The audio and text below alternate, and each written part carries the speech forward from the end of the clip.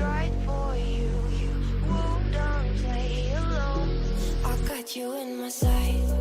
I keep all the words you said to me. I'll get you, get you, get you, get you on your knees. Rewrite all the things you said that I should be. I'll get you, get you, get you. Now you beg me, please. Hey. Now I stay away. You were never meant to save me. Now I stay away. I don't hear you say you're sorry.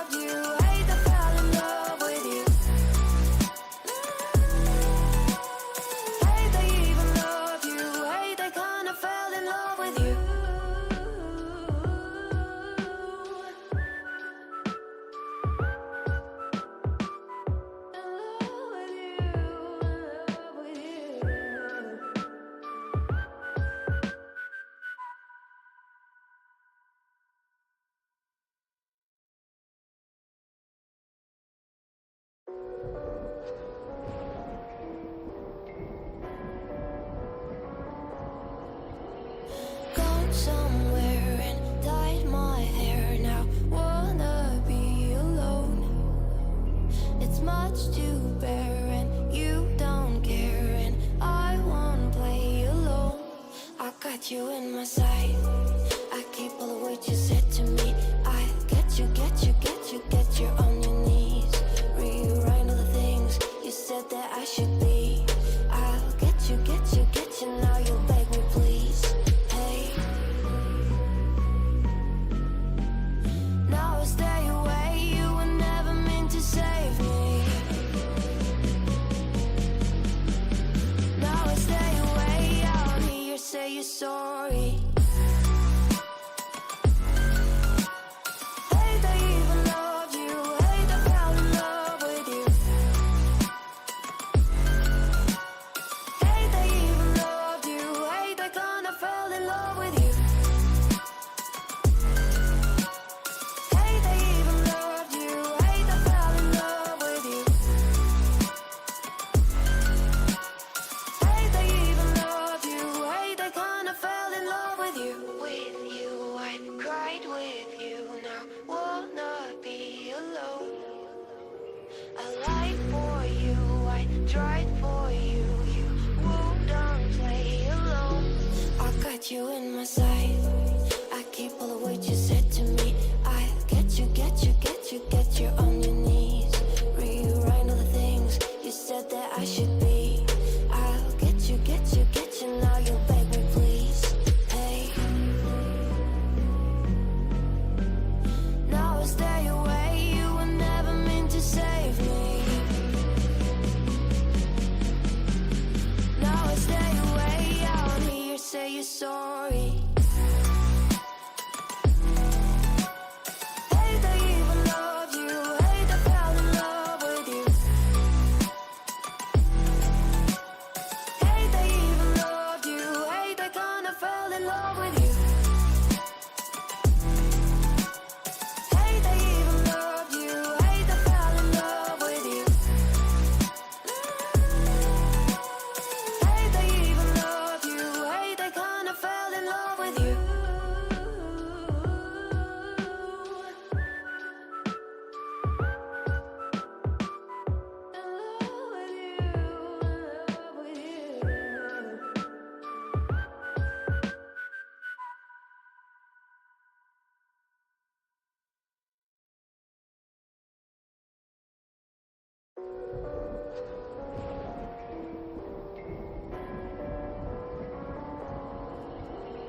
Gone somewhere and dyed my hair. Now wanna be alone. It's much to bear and you don't care, and I won't play alone. I got you in my sight. I keep all the words you said to me. I'll get you, get you, get you, get you on your knees. Rewrite all the things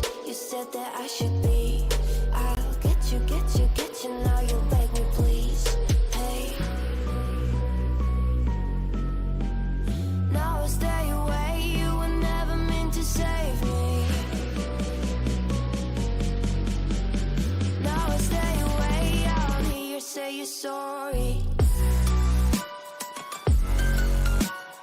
Hey, they even loved you. Hey, they fell in love with you. Hey, they even loved you. Hey, they kinda fell in love with you.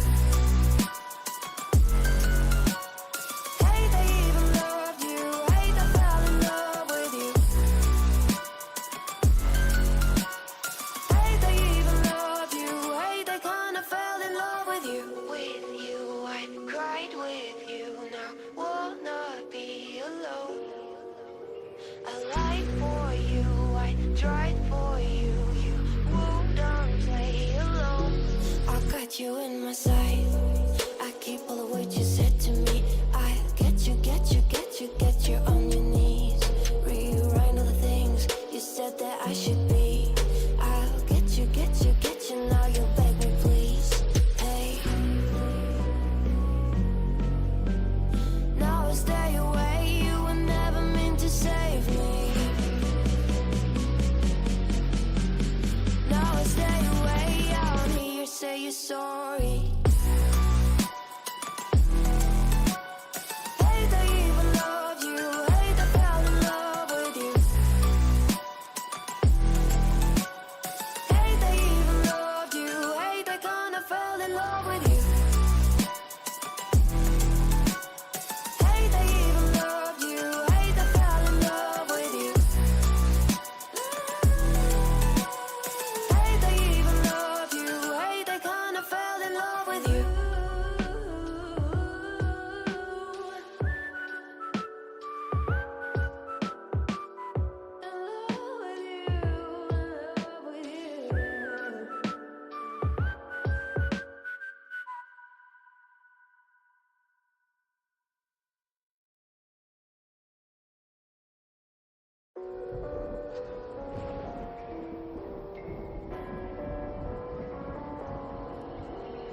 Gone somewhere and dyed my hair. Now wanna be alone.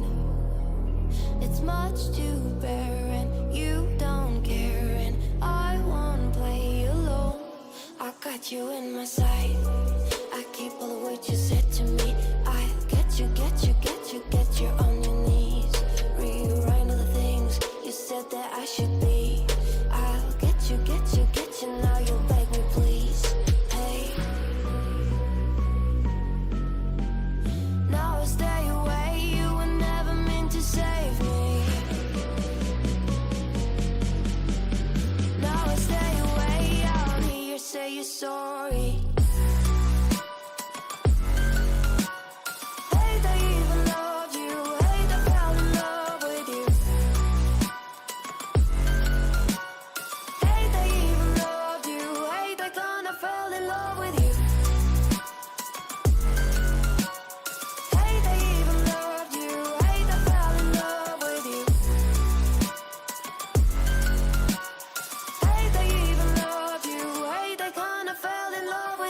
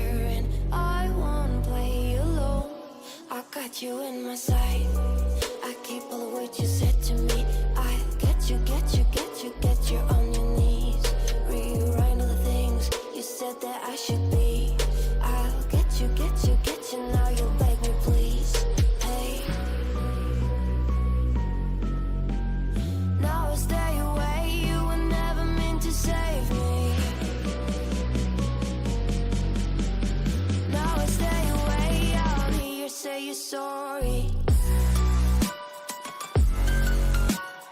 Hey, they even loved you. Hey, they fell in love with you. Hey, they even loved you. Hey, they kinda fell in love with you. Hey, they even loved you. Hey, they fell in love with you. Hey, they even loved you. Hey, they kinda fell in love with you. With you, I cried with you. Now wanna be alone. I lied for you, I tried for you. You wouldn't play alone. I got you in my sight.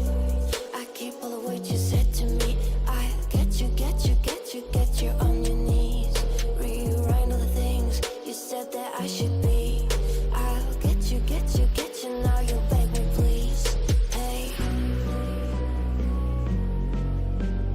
Now I stay away. You were never meant to save me. Now I stay away. I don't hear you say you're sorry. Hey, they even loved you. Hey, they fell in love with you. Hey, they even loved you. Hey, they kinda fell in love with you. Hey, they even loved you. Hey, they fell in love with you. Hey, they even loved you. Hey, they kinda fell in love with you.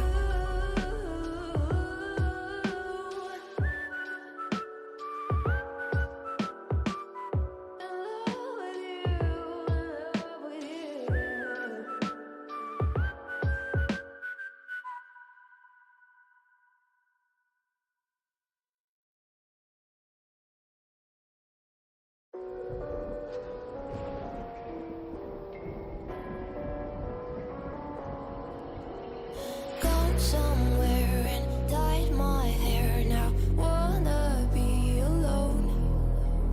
It's much to bear and you don't care. And I won't play alone. I got you in my sight. I keep all the words you said to me. I get you, get you, get you, get you on your knees. Rewrite all the things you said that I should be. I'll get you, get you, get you. Now you beg me, please. Hey. Now I stay away. You were never meant to save me.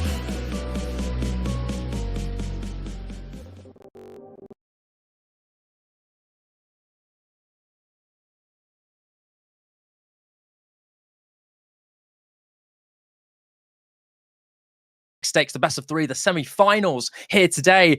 High stakes still in this. The winner of this advances to the grand finals, and even through the long journey, the loser is out. Welcome back, everybody. I'm Shiva, joined by multitudes for 120 FPS against Retirement Squad, the Gambit for top 2 here in this tournament. I'm so excited to be here, Shiba, together with, all the folks here on YouTube watching us be able to bring some hype, bring some Valorant cinema to the masses. You're right. We've gone through the slog. A total of 32 teams have really lashed themselves out in this single elimination bracket, and it comes down to these last couple of matches. And so it will be, like you call it, these two titans facing themselves off. But interesting enough, we were just talking, backstage about the circumstances behind these couple of teams. Retirement Squad themselves had a bit of a walk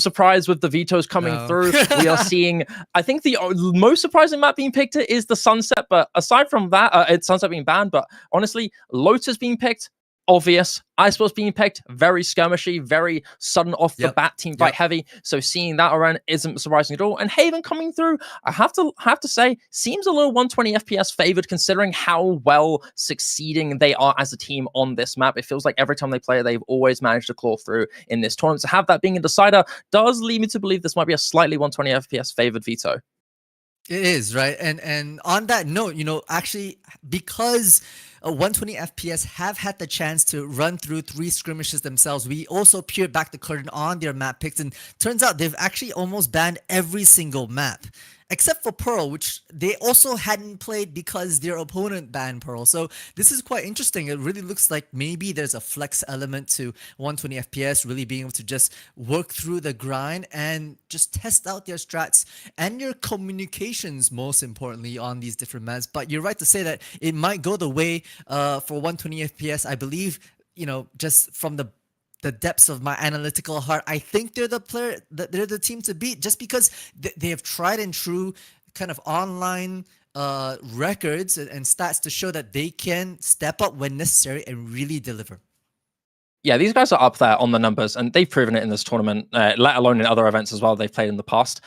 Retirement squad, they're just a huge mystery. You have a few players here that you know of in the scene, but that doesn't necessarily implicate how strong they are as a collective, how willing they are to be in these preparation stages, right? It's a battle of information that makes this different, right? You have experience versus info. How is that going to be playing out, and how do you play around it to counter? They've had, like you said, they managed to get a royal flush in terms of the blessings they've had with these matchups where all of their opponents have forfeited, despite almost every other team in this tournament having actually been playing their matches through. This is a crazy lucky gambit that can be a huge double-edged sword depending on how you approach this, right? And that's the question mark raised with this retirement squad, do you think? I feel like it's kind of, it might be the comfort pick. It is what I would call the new Ascent. Back when the metas was still a bit more initiation heavy. I mean, it still kind of is right now, but Ascent was like the favored one until it got so choked with so much Sentinel activity with the buffs to like Vice and Deadlock, those combinations coming in so clutch on that set. Now, somehow everyone seems to have pivoted over to Lotus. A lot more space to play around with, a lot more give and take. I think, walking into a 3-sided map, there is room to play. There is map knowledge to be traded off, and that's where it can get a bit lenient. But that there is the crutch where it is 3 sites, and so the defense will have a tougher time, and it is going to be on Retirement Squad to really try and fend it off and get as many rounds as possible on your defensive half before the flip. Yeah, one thing that's really important to note about Lotus as a whole is that it's very skirmishy heavy on its 2 main prongs on both the C and A site. You have Rubble and Mound from both sides to be huge points of contention. It gives you massive amounts of information and space that you can use to your team's advantage, be it through rotations or be it through re-hitting an exec. It really depends on what you want to do and how you play around it. And judging by the comps that we see on both teams here, both of them effectively running the same comp. This is almost a mirror. In fact, it is exactly a mirror. And the Neon Breach is a tried and true, well-tested combination that is very, very popular, especially in a region like APAC where it feels like gunfights and battles of mechanical skill are the real name of the game. Oh, 100%, right? And with the changes and the nerfs to basically hell, Teho, my apologies. Teho is, no longer very viable as much, so not surprised there. And the Neon pick is interesting. Yes, the big floor space for the side of Lotus does enable it, but with the Vice being so strong and obviously picked for both sides, both Ghosts as well as Exile here, I'd be surprised that Yoru wasn't a stronger pick. But besides that, it is going to be a bit of a skirmish as we move into round number 1. Few seconds counting down to the first part of these semi-final playoffs, and we've got ourselves a bit of a skirmish here across these maps. The defaults do come up, but the attackers do have their sights set on C. And the jump bait around the Vice Shear just to be able to wing it, and that draws so much attention. Door also taken care of, and the Prowler starts. Oh, first blood dropped by Rust onto Moon, and that's a Neon initiation taken away, and still more fight to come through. But it's an even back and forth trade. It's a 3-on-2 in favor of Retirement Squad, but the site still remains to be in the favor here of 120 FPS. They've claimed this space for themselves, and they're going to be able to get the plant down, but they're going to be under some heavy scrutiny, especially considering the insane retake potential the rest of these 3 players from Retirement Squad have. Slowing down a little bit, quieting down itself. Out comes the Haunt through Mountain. Doesn't reveal anybody. Roster to make first contact, and soon now more as the battle ensues. A gets 1, but Roster will clean up with 2 himself, and Retirement Squad will open this pistol round with a win. I like the regroup, right? You know, pistol round, it can go either way, but, you know, when you have the player advantage, it's best to group up, so that's exactly what Retirement Squad brought to the table there. They basically made it a lot harder to get these individual picks, and like you called it, you know, Shiba, with the couple of double initiators on your side, it was a bit too much to handle. So goes the way of the defenders, which is what you really want to start racking up here, making C just a little bit less accessible, especially with some good Vice utility around there, and that's going to be starting to signal to 120 FPS. How do we deal with the Vice? How do we deal with the sheer up and the assurance that C is on lock, especially because there's no cooldown range, right? And so now moving into the anti-eco. Ooh, that outlaw in hand. Everyone is one pickable. Oh, Roster! So close to getting a third there onto Kami, but you'll thankfully for Kami at least get away with his life, but he's still got a lot more to face. He's got so many. Oh, Sami with 2 on the Stinger, and that's a clean sweep instantly. I mean, you had that outlaw be such a huge point of contention, especially considering that they weren't running it through Mound. That maybe had given FPS a little bit of a fake tell on which area of space they wanted to claim. Maybe C Mound was what they were thinking to be on their crosshairs to claim, and maybe that led to the bait and switch being perfectly placed there from Roster with that outlaw to effectively flawlessly take them down on that second round. So no significant losses aside from maybe 2, but you still have that outlaw and Bulldog in your hand. Yeah, and they're going to be happy with that round, you know, being able to bring over 3 rifles at the very least, keeping their economy healthy as FPS now looking to buy up for one of their own and maybe challenge, put themselves onto the board here. The fast coming up, so once again deal with the ship, but gets caught out! Instantly stung there. That's a painful loss. Almost in the blink of an eye. Sheer trips, the slow down, almost broken in an instant. Blink and you'll miss it. Moon's entry attempt there is just snuffed out. And so that's led to FPS being really slow in this one. You don't really know what to do now that your Neon's gone. You have to be maybe a little bit more lucky, maybe try and get a pick out of an over-aggression hit from Retirement Squad. Yeah, and FPS have done 0 work on that A side, right? And so, you know, they're slowly making their way over. AG still adding some pressure on that C. This is causing some confusion from the defenders. You actually see the shears being placed somewhere else. This is kind of 5 hit from the side. Actually, keep them guessing, keep them noting where that shear might be. And assurances on B means you can play the extremities, which is exactly what the defenders are doing. This dark cover quite interestingly placed to give the illusion that someone might be creeping up through rubble, and that's going to lead Retirement Squad to be a bit more cautious on whether or not they choose to lead, especially now that you see FPS slowly creeping up, and Mika is aware of it, has that paranoia ready onto the peak, and XD thankfully will get away with his life, still picks 1, and has also a really low health on Ag there, and he's also run to the hills with the spike still down 14 seconds. You have no choice but to try and commit to a fight. That flash is not going to land on anybody, and now with Mika with the superior weaponry, he's going to be able to run out to Ag and punish accordingly. Walking through, still flash though, it's a trade! Ash with 2, cross exchanges, but there's no time, and FPS will be down another round. Even if they put up a good fight, it's not going to mean much, as Retirement Squad get to 3. And 3 players moving on past the bonus. This is the reckoning that Retirement...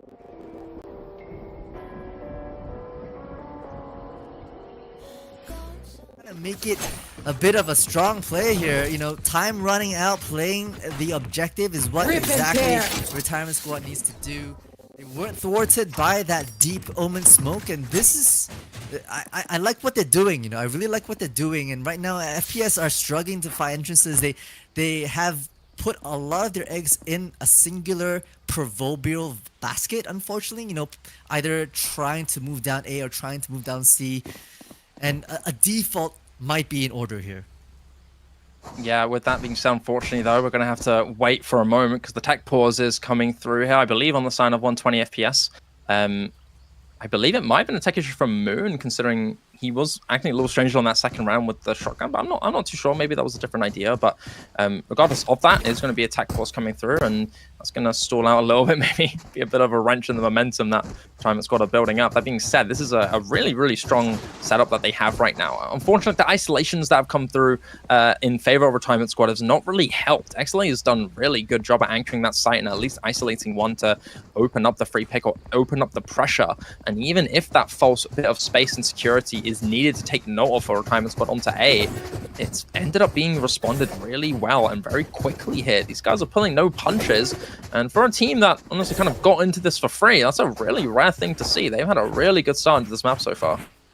Oh, 100%, you know, and it's going to be coming down to how they want to think about the map moving forward. You know, a default might be approached. So far, Retirement Squad have put a lot of utility onto that A Rebel site just to be able to take space, but they don't necessarily hold it, you know. They don't send the Omen out to teleport onto top or hold any sort of one-ways around there. And so that might be the contention of abuse if FPS then chooses to like kind of fire back with utility of their own, send this 3 maps into a bit of disarray. That's really what you need to be doing to spread the defenses thin and keep them guessing where these players might be. Yeah, we have to wait and see on whether or not this next skirmish here is going to be do or die, because you have 120 FPS going into a bit of a scattered buy. That being said, still enough to buy for next round, so it's not going to be the worst scenario, but Moon being given that hero rifle on that entry does incentivize a very heavy aggressive push, and it seems like Retirement Squad are kind of pulling the read here. You've already got 3 members on the A site holding through a very strong potential engage, and this might be a very rough skirmish. As the tech pause is now over, we're going to be getting back into the action, and look at this. The Neon Drive's already running through. They're eager and ready to go. Have to wait and see. But no engage. They're going to be waiting, in fact. No, this is exactly what you need. You need the defense to just spam a few things here and get rid of some utility, but the responding kind is good. Now the trades and how efficiently the utility trades happen, this is where the crunch happens.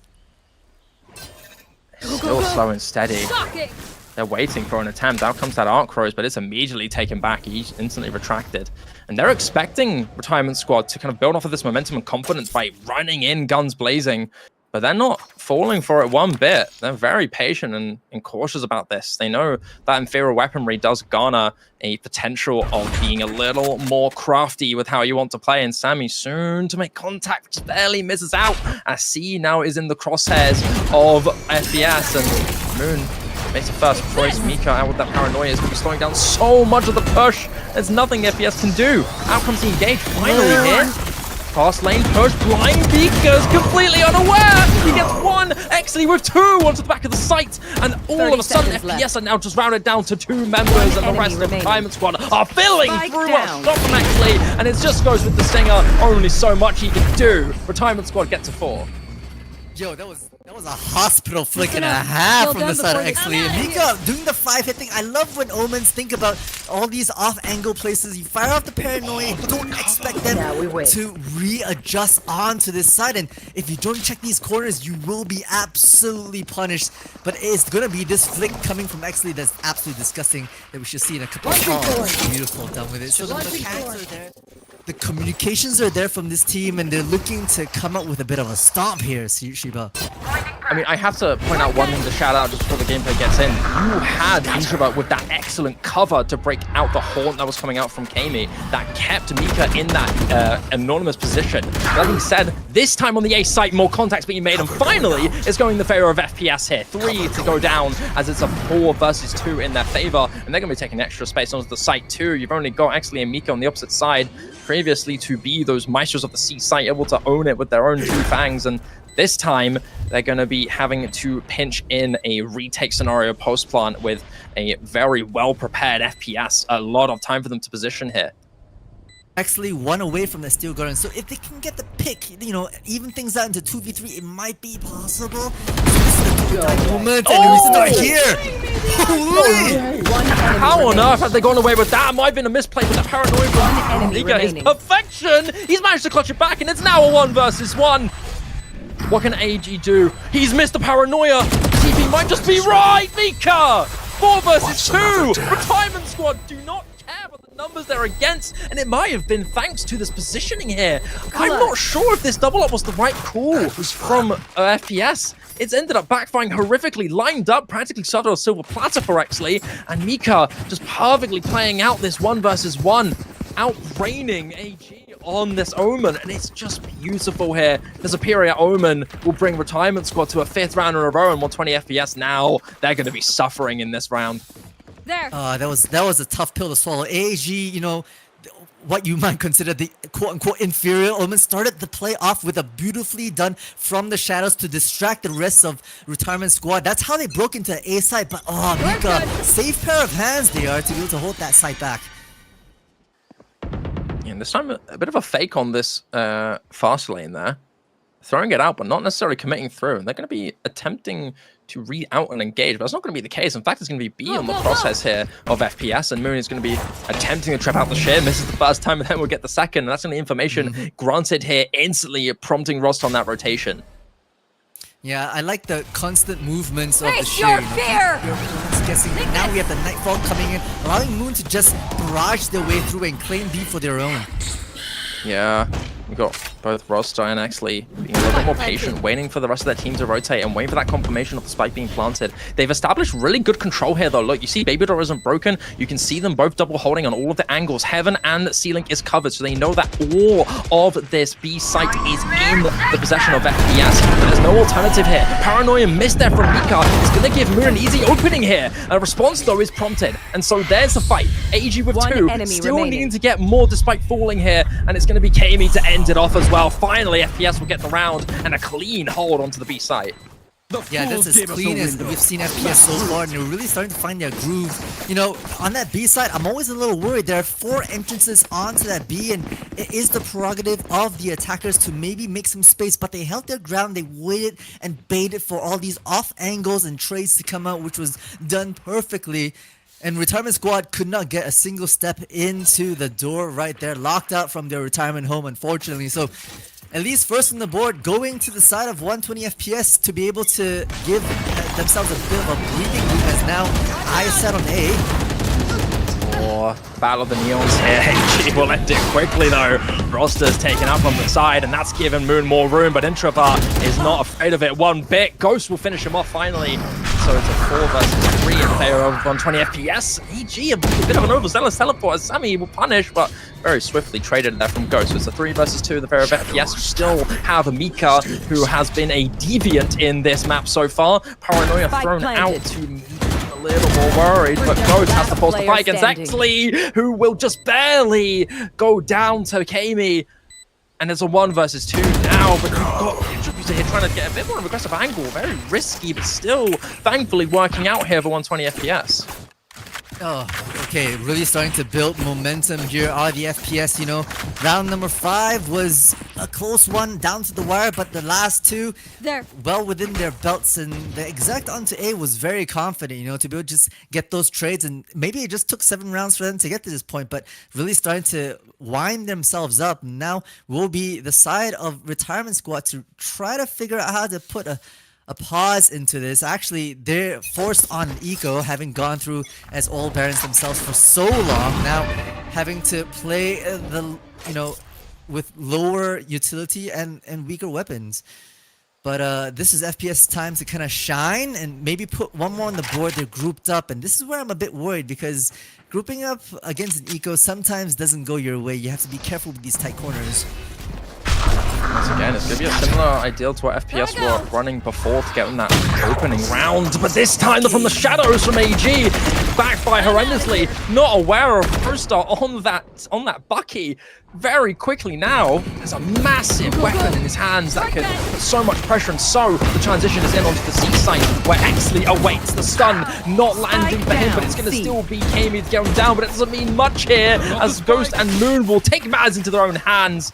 Like now in their possession, able to at least get the plant down, but it's still a 3-on-2 with some scary weaponry in their hands. Roster with that Vandal could just take matters into his own hands if he wishes to. Overdrive from Roster as well, shut down from Ghost, and it's just Mika in a 1 versus 2 with just a Sheriff and Bucky. Still important to note, that dark cover and paranoia in his possession. If he plays his cards right, he might be able to make the right isolation, and seems like that's going to be the case. They're just going for one-man holds, and they're not aware of Mika coming through water, but it's not going to mean much. Tetra Abuser will make his name stand true as he instantly gets that clean finish off onto Mika. Oh, things are really starting to build. Granted, yes, it is the anti-eco round, but you still want to be able to strip away as much weapons as possible, which they did. So moving into this, now we really start to get into the heat of it, right? The later half of the first half, effectively, Shiba, where things really start to grind up. You start to get a feel of each other's playstyles, and you start to be able to wonder, okay, should I explode onto the site? Should I contest? Should I wait 5 seconds to let the utility wear off and wait for it? Which is kind of what, you know, FPS are opting to do right now in this. They're letting and giving up A rubble control. They don't want to use their utility for the sake of it. Having noted that shear wall on that B site, they're suspecting that C might be the key here. And especially with the Rolling Thunder in hand, that might be their key into a site.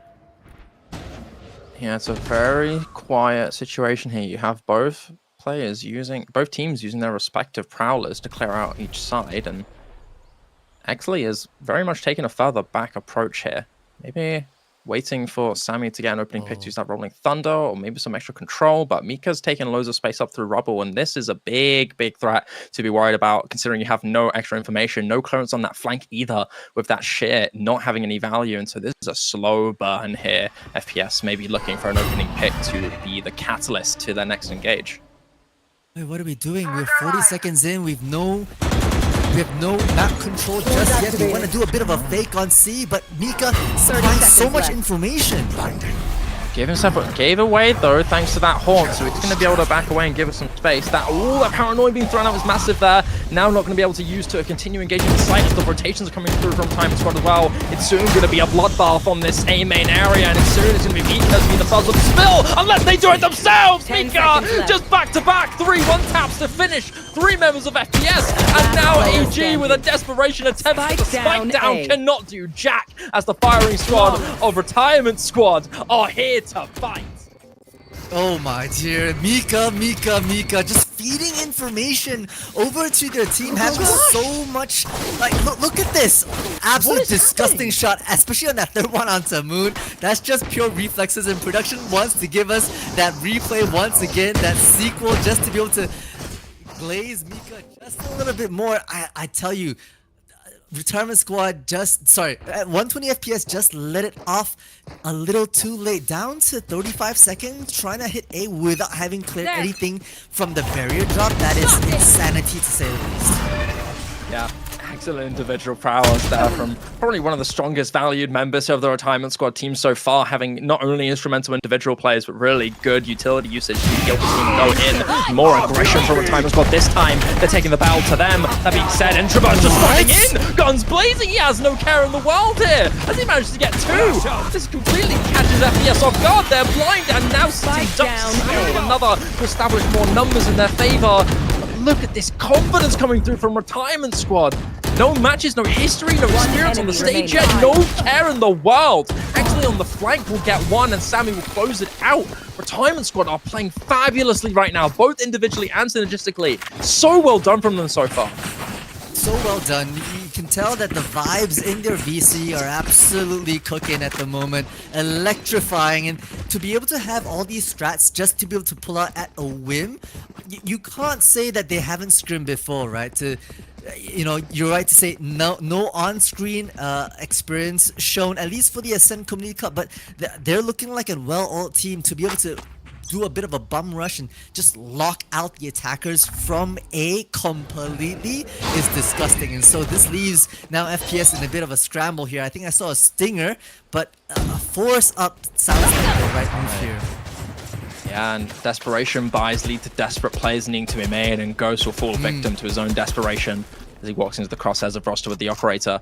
And Moon soon to next be on the chopping block here. That's it. That That wall on the share seems to be pushed a little bit further up and seems to be intentional, as Moon is going to be forced to be giving himself away. That Horn plus the stun just excellently executed here from Retirement Squad. Introvert effectively just handing these players for free on a platter, as it's just AAG in the blink of an eye. FPS are gone, and he's going to be facing the rest of them. He has to be individually special, bait out the singles in isolation, and it's working out for AG until Sammy will close out the train. But that was a very scary moment there. That could have flipped the script here for FPS. That absolutely could. And, you know, unfortunately, you can't, you know, expect hero plays to always come out and save your team from that perspective. AG did their absolute best. At the top of the scoreboard, might I add, 11-10, followed closely by Ghost 10-10, and I gotta call out when things go awry. Moon not necessarily pulling up the weight with only 3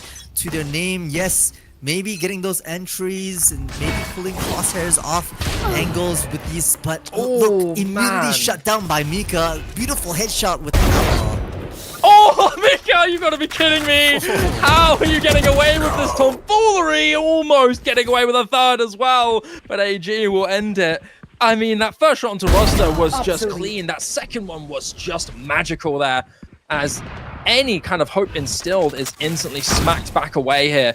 That being said, the numbers are even, and roster's taking a good amount of space up through spawn with this operator, and so pressure is soon going to be applied. That being said, it's Exley alone here for Retirement Squad to face headshot views are really low, pulling off the bait, and the Steel Garden potentially to be popped here to make this even more pressurizing here for FPS, as they now have to just sit and wait, maybe claim some close space, maybe double up together, but this utility usage is just perfection. That being said, it doesn't mean much. Seems to me here that the stuns are just cosmetic. There's not really much else you can do here. Thankfully, the Aftershock will stop AAG from confirming the plant, but it's only going to be another time until he's going to be able to get it done again, and it's roster's time to shine with Sammy. With this utility, could be a really strong threat, but from the shadows to be used to transfer himself, reposition back in the tree as he walks into the firing squad. Roster too eager to take one for himself, and he's going to be the victim of the next here. AAG with 3, maybe to make it 4. Time is ticking down. Sammy doesn't really have much left aside from this Aftershock. Waiting patiently, ready to make the most of it, but he won't land it! Sammy doesn't need it anyway! The stun was just a fake! It's his aim that's the real thing to be fearful of, as he will lock it in. 9-3 for Retirement Squad. How?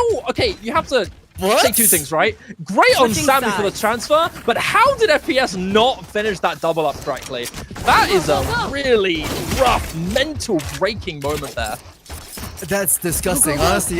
With roster actually pre-peeking tree alone in a 2v2 situation, I thought that was a throw move on his own, right? You want to be able to move off, wait for Sammy, who was like at that point maybe 10 seconds away from that fault line, wait and swing together. But that was absolutely disgusting from the side of Sammy to be able to just clutch up, right? And mow them down. And when it really comes to push and shove, you know, they can really turn the tides here. And wow, okay, 9-3 is the half. We are at the flip. Go. And we're gonna see what we can make ourselves, as now Retirement Squad looks to try to make and break in this. They are much closer to the finish line than 120 FPS want to be, but this is their map pick, and so see you go.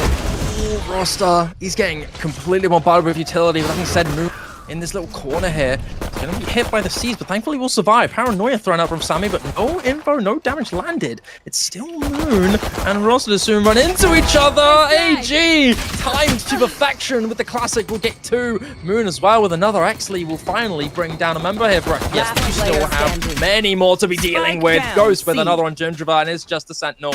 Lonely on Mound here for Retirement Squad. FPS now on top here to make this the pistol round that they really needed in this half.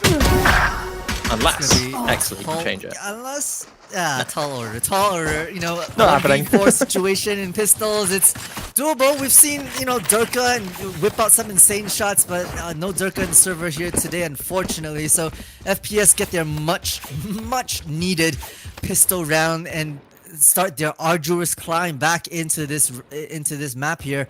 4 versus 9. Retirement squad likely just to be chilling like a villain. You know, I'd be surprised if they buy up. Although I'm looking at you, Mika.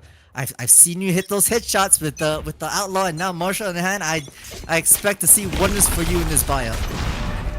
Here we go. More aggression being prompted here from Retirement Squad. No fear on the eyes of he's going to be running in. Solo guns blazing with Bucky in hand. Clearing out these close angles of Baby Door, but no one to be spotted as it's going to be the Flood response here from Kami in particular. He's going to be soon walking into two members of opposite sides. Sammy will take him down, and that's the Bulldog in their hands with the plant to secure it too. This is a really scary prospect. Close quarters on B is a scary omen to be fearful for. You have that Bucky in the hands of Roster if you want the engagement in.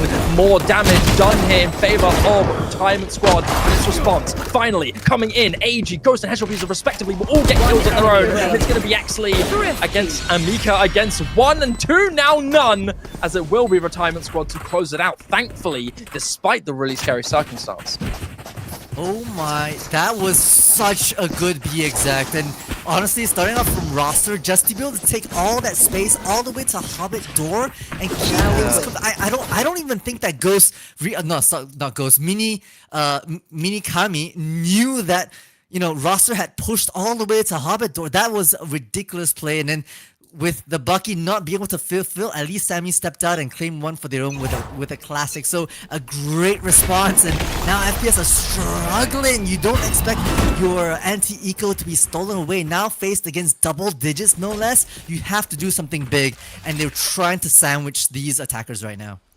It's a frightening scenario, trying to win that last round by the seat of their pants, but just not working out, unfortunately. It's still Retirement Squad to be the team to be fearful of in this map.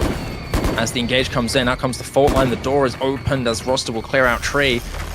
And with the inferior weaponry on display here for FPS, they've got no choice but to try and win out the doors at a disadvantage. This is not going to matter. Roster on his own will run through the site and just wipe them down.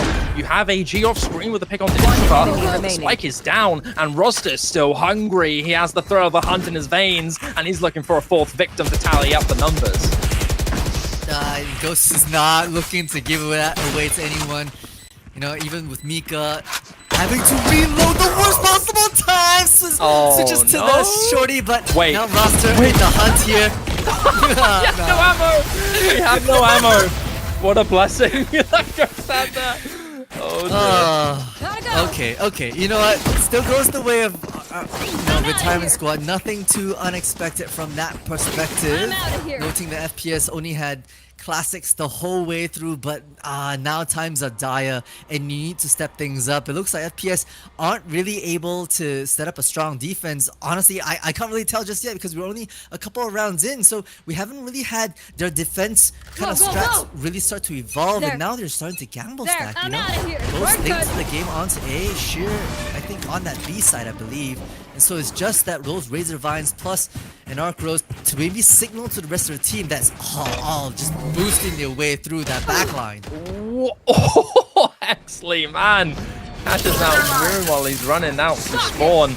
That share being responded very well in kind there for the Sentinel of Retirement Squad, as that engage tool for the retake is gone, as more space to be claimed on the A side. Mini Kami will get one, but Introvert will respond back, and so it's still numbers in favor of Retirement Squad. This flank is down. And so, you've got things to worry about here. You've got to be fearful of these three members left, especially with the retake potential that you've got. You've got AAG still with this paranoia in his hands. If he places it right, it could lead to devastation, but instead, he's going to be jiggling, waiting to find his victims before he pounces, and look, he's got it out ready. Roster will miss it though, and it will miss both, in fact. Meek and Roster completely untouched, and they just get those 2 picks for free. How did they get away with that? Match point. Absolutely disgusting. We're just the dance, the footwork, everyone just waltzing their way past every single utility and able to get with pure murder here in the server. And now match point is on the line. FPS looking to scramble with their credits. You know, that last round was their buy, and now they're forcing up. Not much to say about that. Ultimate's not yet online neither, so you can't even hinge on it. Retirement home. Look like they want to put their opponents into a retirement home. Yeah, indeed. You know, they're the ones who call themselves retired, but clearly they just ages nothing for their performances here. Still playing so incredibly well now, as Roster is looking to still claim more space. You have that steel gun pop as well to force the rest of FPS out of the site. Thankfully for FPS, no significant space needed to be lost, as it was just the single out there in the hands of Headshot Abuser. But this desperate buy leads to desperate plays to be made, and this flank rotation is one of them here. AEG to drop down first blood, but the trades and the double hold here from the time squad is just perfection here. Ghost almost getting away with one, but as he reveals his position, he's going to be the lone soldier to try and stop the push coming through, and it's not enough for Time and Squad. Will make their names known in this tournament as a team very much to be feared, as FPS are slaughtered on this opening pick of Lotus. It's such a dominating force that they've brought onto this semifinals playoffs.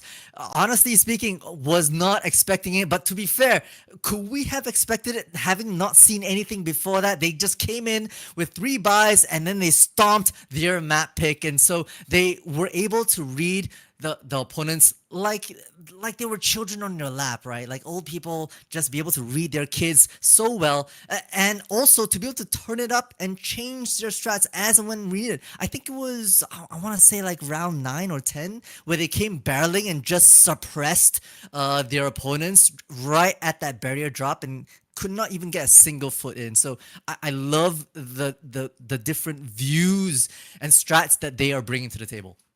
Yeah, no, I highly agree. I mean, it's a really strong display from Retirement.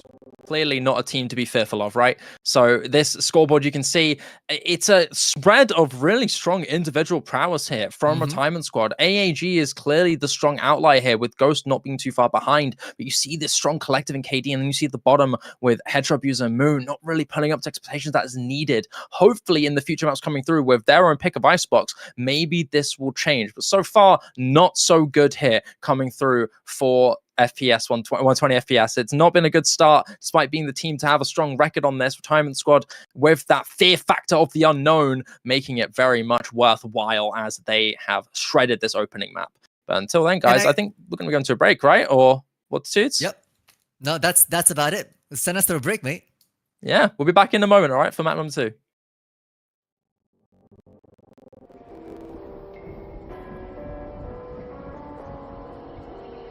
Gone somewhere and dyed my hair now. Wanna be alone.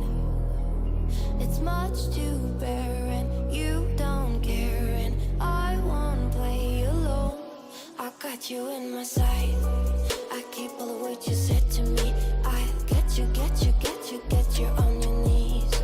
Rewrite all the things you said that I should be. I'll get you, get you, get you. Now you'll beg me, please. Hey. Now I stay away. You were never meant to save me.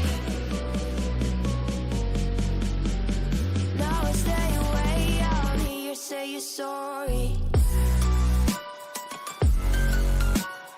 Hey, they even loved you. Hey, they fell in love with you. Hey, they even loved you. Hey, they kinda fell in love with you. Hey, they even loved you. Hey, they fell in love with you. Hey, they even loved you. Hey, they kinda fell in love with you. With you, I cried with you. Now wanna be alone. I lied for you, I tried for you. You wouldn't play alone. I got you in my sight. I keep all the words you said to me. I get you, get you, get you, get you on your knees. Rewrite all the things you said that I should be. I'll get you, get you, get you. Now you'll beg me, please. Hey. Now I stay away. You were never meant to save me. Now I stay away. I'll hear you say you're sorry. Hey, they even loved you. Hey, they fell in love with you. Hey, they even loved you. Hey, they kinda fell in love with you.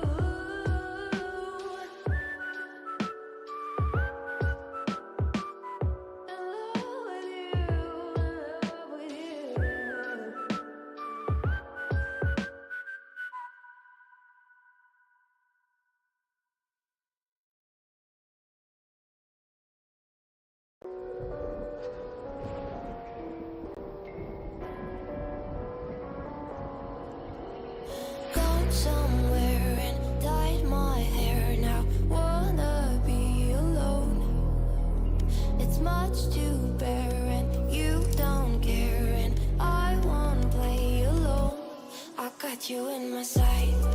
I keep all the words you said to me. I get you, get you, get you, get you on your knees. Rewrite all the things you said that I should be. I'll get you, get you, get you. Now you'll beg me, please. Hey. Now I'll stay away. You were never meant to save me. Now I stay away. I'll hear you say you're sorry. Hate I even loved you. Hate I fell in love with you.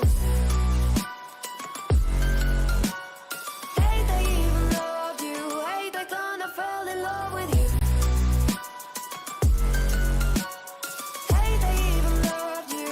Hate I fell in love with you.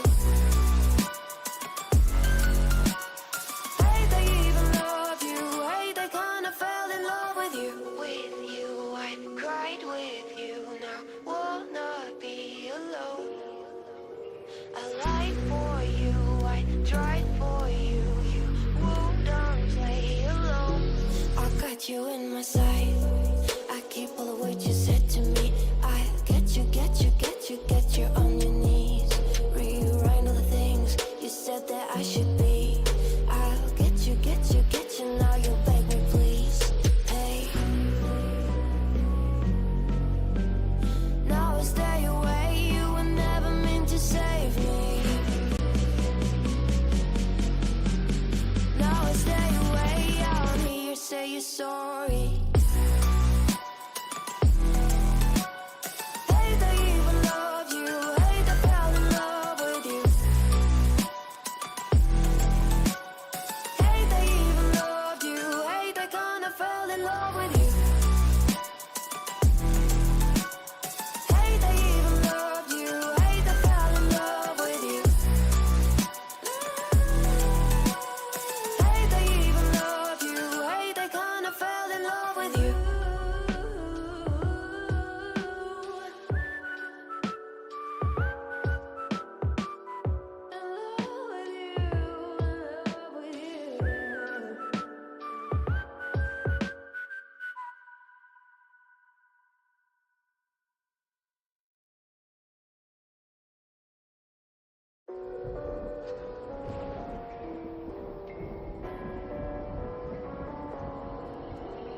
Gone somewhere and dyed my hair. Now wanna be alone. It's much to bear and you don't care. And I won't play alone. I got you in my sight. I keep all the words you said to me. I get you, get you, get you, get you on your knees. Rewrite all the things you said that I should be. I'll get you, get you, get you. Now you'll beg me, please. Hey. Now I'll stay away. 13-4 was the scoreline to beat on Lotus, and Retirement Squad have come out of retirement, having shown no presence so far here in the single elimination Ascendant Community Cup, have come out and put 120 FPS in their plays. Join with me, my name is Multitudes, and join with me is Sheba, who's bringing us more action. Sheba, how do you feel about that last map? It was a pretty surprising one. I mean, you had a couple notable blunders that were coming through from 120 FPS, which I think were things to worry about. On top of that, a couple individual slip-ups here and there, but you have to also remember it's not their map pick, right? Ironically, considering Lotus is picked almost all the time by every other team, it wasn't their pick, so you have to put into consideration maybe Icebox is a different story, right? It's safe to say that AAG is the guy to look out for this 120 FPS team. Played very, very well in that last map despite his team falling down. In fact, the top of the lobby, despite having lost 13-4, that's pretty damn impressive. And so he's definitely going to be someone to look out for in this next Icebox map to come through. But Retirement Squad, man, we had no info on them, and we were damn right to be fearful of them because they've been playing exceptionally well, both individually and synergistically. Some really good responses and really good ways to cover themselves to go into those weird and wacky strategies. Yeah, and speaking of controllers, on the flip side, on the retirement home side, it was Mika with like 10 assists on that Lotus map, just absolutely shouldering the utility, and to be able to do some crazy outplays on the defensive half and lock down those sites. And so it is going to be a bit of mind games moving into this map number 2. But it is also going to be just mechanically driven, right? Icebox is the map of verticality. That is its shtick with every single map here in Valorant. And so it is a bit more like aim labs and less of the pull and push that we see from Lotus. But it's not to say it's not possible, especially with some good mid control. So I'd be interested to see how they want to play this, because so far Retirement Squad has had 120 FPS's number on lock. Yeah, I mean, one thing that I'm really excited about for Icebox is how well these guys will handle their aggression in terms of taking A. I think A is going to be one of those main combat where we're going to be seeing those fights off of the top belt area on the top of pipes. That's a really common area to be holding, right? Mid control will also have those back and forth flips. Are we going to be seeing some aggression, or are we going to be seeing a really passive lurk play? Icebox is a very bipolar map, and although it has some strong verticality, is also very much a map that is thriving off of that raw aggression of space taking. Maybe not as prevalent as Lotus, but still something to note. I've seen loads of teams in the past in tier 3 abuse so much of their raw mechanical aggression to take that A main area for themselves and not even give them a chance to push through. Whereas you have B on the other side, very retake heavy, very post plant heavy. It's almost like you allow them to take the site, you go for your one angle, if you don't get a kill, unlucky, you're off. You got to wait for the plant to go down and the rest of your team to rotate. So Icebox is a very strange map, but that being said, it's still very much experienced. And one thing that I look forward to seeing, that I'm curious on your thoughts on, is if we're going to be seeing Reyna being picked on this map. Reyna lately, as of recent anyway, has been kind of known to be that one agent have one map be her strong suit in competitive, and that is Icebox. In tier 3 in particular, even in tier 2, we've seen Reyna be picked a lot. So what do you think? Do you think we're going to be seeing double duelists with Reyna? Even in tier 1, I've seen it in tier 1 as well, but like, okay, this is my personal multitudes opinion, okay, about Reyna. Multitudes take incoming.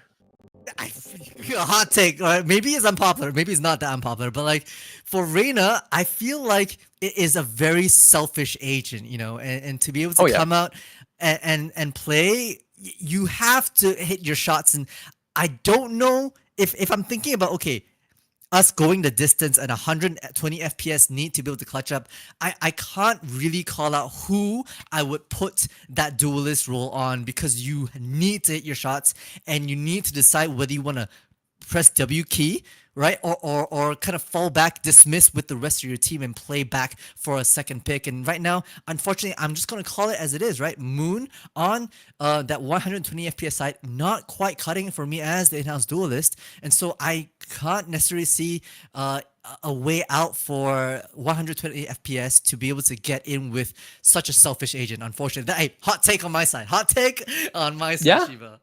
Valid. I think I'll provide a counterpoint, because generally speaking, the players that we see rocking that second Reyna duelist or an ISO duelist are often the players who don't really have a chance to express that raw skill mechanics because they are forced to play on other roles, for example, Sentinel or on controller. So maybe we could see, who knows, the strongest players that we saw from Retirement Squad and from FPS were their Sentinel and their controller players. So we could see, once again, that be the same scenario where Reyna is going to be put out. Yes, Reyna's a very selfish agent. Yes, Reyna relies on winning those 1v1 skirmishes, but the reason why Icebox is such a great map for her is because of the verticality in both her engaging and her escape. If you're going to be running off the top of belt or off the top of the box through B, you can flash out, clear so many angles from one eye flash alone, and dismiss into thin air from where you are positioned. So that's what makes Reyna, at least as of recent, a very scary agent. Even in the past, we saw Reyna being played, but it was for different reasons. 10s was 10s in 2021. That's a different story, right?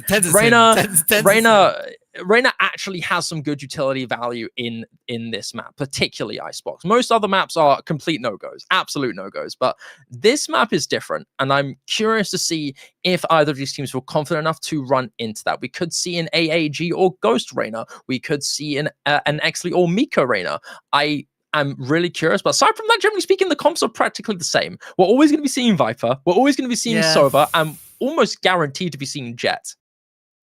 And probably a Killjoy in the Sentinel, although I have seen an increase in Vice, but it's a lot harder to play Vice onto Icebox. You know, Killjoy is see Chamber. a lot more Chamber. Oh, I have so many things to say about Chamber, to be honest. Like, I like Chamber on Icebox, but the thing is it's not a traditional sort of Sentinel that you would imagine, right? You have to be aggressive with it, and you have to almost like Rina step out and take your shots. Yes, you have a bit of a lifeline to get out immediately, just like Jet's Tailwind Draft. But apart from that, if you don't take space, you're really not maximizing the utility of a Chamber. So I like that pick, but I cringe every time I see Chamber players not use their utility to the best of their ability. Oh, thankfully for us, these guys are in the top 4 of this entire tournament. Retirement squad are clearly no despite having a pretty ridiculously lucky run in the bracket so far, not having even play. But yeah, Chamber I think is also a really good option. One thing about Icebox is its long sight lines, operator abuse, outlaw abuse, martial abuse on ecos. It's a very, very long-sighted map where you can abuse weaponry. And so it depends on your philosophy and how you want to play around it, especially on defense, right? Do you want to be that super ranker where you're abusing those high angles with operators, with outlaws? Or are you going to be more on that close quarters where you want to take space quickly and efficiently? If you want to take space, you want Reyna. If you want to hold space and be more defender-sided, you want Chamber. So that depends on your philosophy, right? I mean, it sucks that we can only really talk about duelists. You know, Chamber's basically a duelist. Let's not beat around the bush. You know, he is oftentimes a replacement for the duelist player. Let's be honest, right? But aside from that, most other agents are effectively the exact same. We really don't see that many new agents being picked in here. However, 120 FPS will make a bounce. We're seeing the Clove coming in here with ISO being picked for retirement squad. Okay.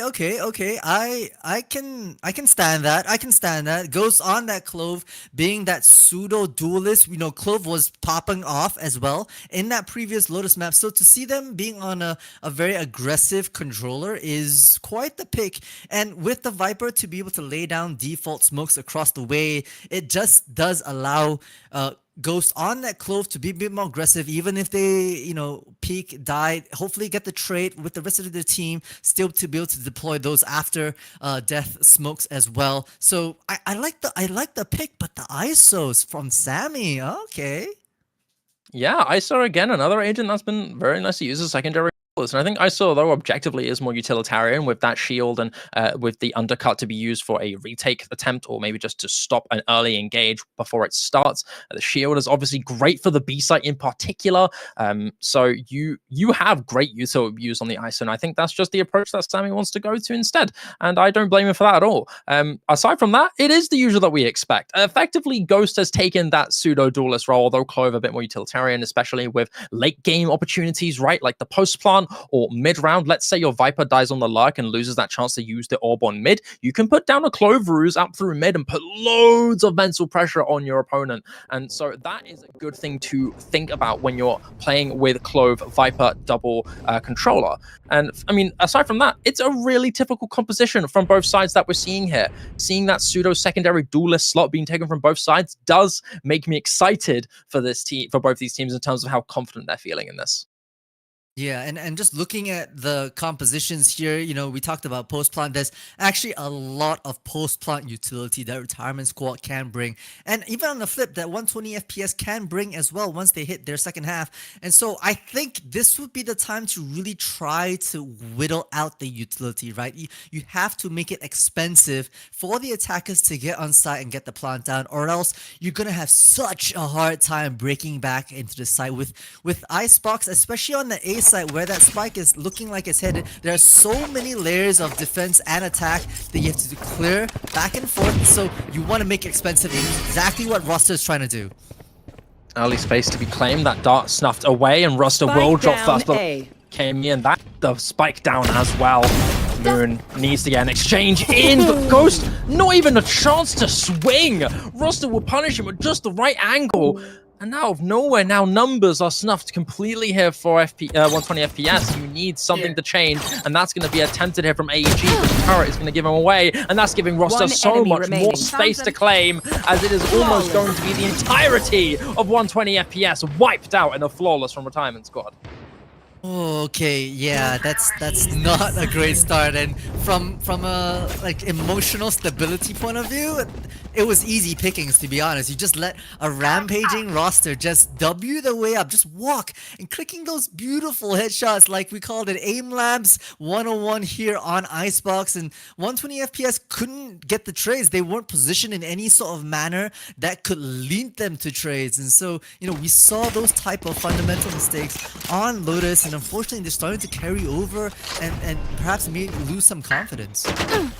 Yeah, I mean, usually when that does instantly broken and you hear the ISO shield pop, you do one of two things. You reinforce yourself by adding more utility, close range to secure secure that space even if it's early claimed, or you just back away and you leave and you burn that ISO shield. FPS did neither of that. They ended up just continuing to fight, continuing to push, and losing. And so this needs to be changed here in the strat book here for FPS. You need to find better ways to counter these aggressive executes coming through from Retirement Squad. And this is a very slow round so far. This time they're being a bit extra cautious, waiting for that Sheriff duel, and off screen AAG will drop first blow onto Mika, and that might be the first little drop of hope coming through here.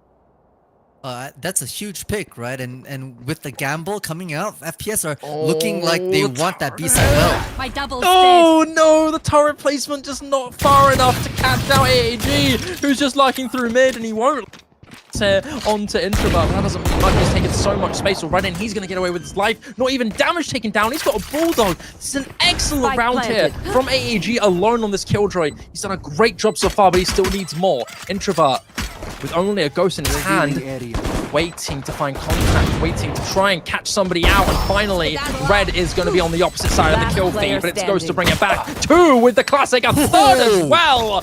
Still with the inferior weaponry, able to clear out the rest of Retirement Squad.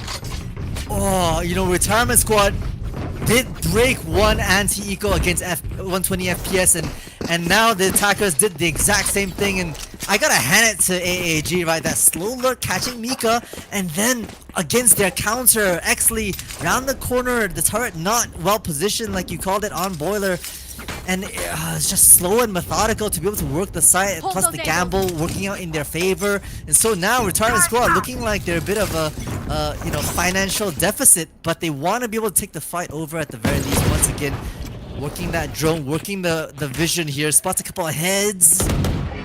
Oh, you've got that Sheriff from Roster still winningly taking so much space, and that double tap's going to be popped here from Sammy as well, so he's going to be able to hold a little bit more time here, but still, as that shield's going to go down, he's going to be under a lot more pressure, with Ghost especially having that Vandal in his hands. He is a big looming threat made to punish that aggression. It seems like this time Retirement Squad are backing away just a little bit. Exley will get punished as Mika through mid will take the fight against AAG, but can't land the shots. Just barely lives with his life. Moon off screen will get Introvert. So 120 FPS, they're building the space through. Sammy and Mika off screen will get two, and it's Roster to respond with another one. Slowly but surely, Retirement Squad are bringing this back. Oh, it's messy in the timing here. Oh, I don't know if these ones hear each other. Yes, they do, and now Headshot Abuser keeps this interesting, flipping the tides, and it's gonna be Mini Cammy on that top nest with that Bulldog, and FPS managed to get themselves into the lead for the first time here in the series. Yeah, thank goodness here for 120 FPS. Evading that potential threat coming through from Retirement Squad. You saw what Mika, Sammy, and Roster respectively all did to contribute towards that.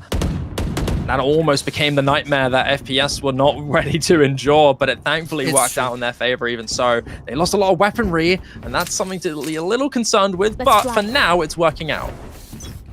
Yeah, and now we move into what I call the meat and potatoes. Both sides should have Vandals or Phantoms or some sort of heavy hitting with shields, and a default approach starts things off. The slow methodicalness happens, and I like what Retirement Squad are trying to do, just trying to actively take space, give postings up to these players, and 120 FPS actually waiting for the bait, perhaps.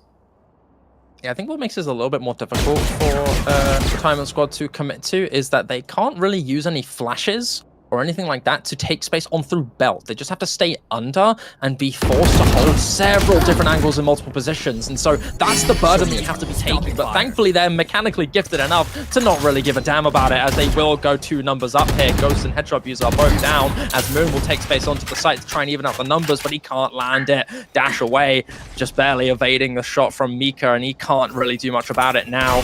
Gonna have to wait for maybe some over-aggression, but it's just not gonna happen here. This B site is just under complete lockdown from Retirement Squad, and you only have 35 seconds left. What are 120 FPS gonna do?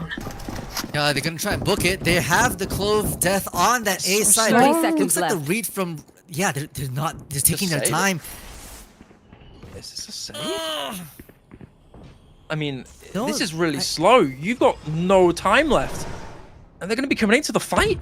No way, 120 FPS. No, this is a really risky take, and you have to win your fights. And thankfully, Sammy 10 will be the one to seconds fall, left. and there's no one there to back him up. So 10 seconds remaining. We still get the Spike plant down, planted. but look at Mika's position. So One much enemy health flow remaining. down. One came in to remaining. finish him off, and it's him alone, and he can't do anything about it. Exley will deal the killing blow, and Retirement Squad, by the skin of their teeth, will win the retake.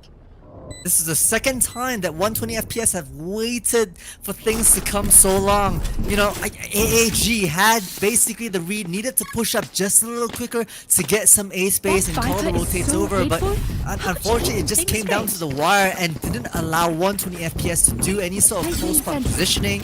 You know, with the Retirement Squad noting the fact that they probably couldn't get into those positions, swarm the site and could get their trades, actually with the last one for their own. So now we're tied back up 2-2. Great response from the Retirement Squad. Yeah, that's one thing that we have to note, is that if there's anything to note for 20 FPS is that they are willing to go into those last-ditch efforts, and almost honestly coming into their favor, only really losing the gunfights to have been the problem, right? The position was good. They managed to get the plant down. They managed to claim that early space onto Sammy, in spite of being a little labored, but still willingly doing that and still it's barely losing, basically just one gunfight away from winning. Does take into consideration that FPS are definitely down, but not out in this map. A lot of pressure being made on that B side. The wall comes up and, you know, Dark just to be able to kill these methodically. Sammy, only one pick onto Moon after he's completely traded, and Ghost now, thanks to that, not dead yet, has to run, and this is going to be really good space taken down. The Retirement Squad do not want to give this pick away from Ghost. They don't want to bring him back, and so he's going to have no choice but to back away, but that's claimed so much space for 120 FPS. This is exactly what you want. This is exactly the value you need. On top of that, he's down on the site. These post-plant smokes are going to be so useful later on, and Mika is praying for AAG to peek out here, and as the trade baited through, it's going to be hit. Kami, though, will bounce back with 2, and his head just to be a Zeal killing blow, catching out Rosda when he's not aware with the Blade Storm, and that's going to be enough to bring that third round. Ooh, you know, these rounds on Icebox much closer than we're anticipating here, coming down to the absolute wire with like 1 or 2 players left on the board. Exactly how we want to see some good old-fashioned Valorant. I like the way, you know, they worked that map just a little bit. The cut noise just right before the exec just allowed them to maybe pull some of the defenders off that B site momentarily, just crosshairs long enough to get themselves onto that B site and get the plot down and unfortunately make their statement piece. So a bit more default now, moving into round number 6. And that mid control, that mid presence, want to be pressured from the Retirement Squad. Turret taken away out through mid, so that's gonna put a lot of pressure here onto AAG. But it seems like Minikami instead is gonna be extra cautious, maybe listening out for the sound here. But with that dark coming through A, the intention seemed to be noted clearly from FPS. You're waiting for some over-aggression. It seems like this is the common thing that we're seeing, where these guys are patient. They want someone to get greedy because they just know it. But they're just not taking an inch, and soon Introvert will be spotted, but no damage dealt here. Soon blood will spill, and it's a beautiful shot from Sammy onto AAG. That is a gorgeous flick, and he will get away with his life, popping the double tap to make some extra safe measures. But on the opposite side of the map, it's Mini came onto Extrovert to get the exchange. And with this inferior weaponry here from Retirement Squad, there's only so much you can do. The space is claimed. It's not going to be a matter of time until that spike is planted. Maybe even the Viper's Pit if it's available to them. But I don't believe so. Ghost on the opposite side will take 1 and 2. Soon to be a third, unless Roster can change the fate. He's been a demon on the Sheriff, but he's not going to be using those demonic horns to raise any more fear. He's just going to be alone, maybe looking for some exits. Yeah, it's and does have maybe an opportunity here to strip away a couple of rifles, but look at that triple stack high-low from the attackers here, not wanting to give any space or any opportunity. Maybe Roster can get a backstab. Yeah, he's maybe hoping for a pick on the exit. He's positioned himself pretty well. And he can get 2, and that's honestly good damage. That's solid damage done there from Roster. Yeah, it really is, considering it was their eco, able to whittle only 2 rifles down. But okay, Shiba, I gotta be honest here. I'm looking at the way FPS played that round against an anti-eco. That was very, very egregious. To be able to just blanket walk, silent shift walk down A quietly without much utility use was very, very high risk and thankfully high reward for them.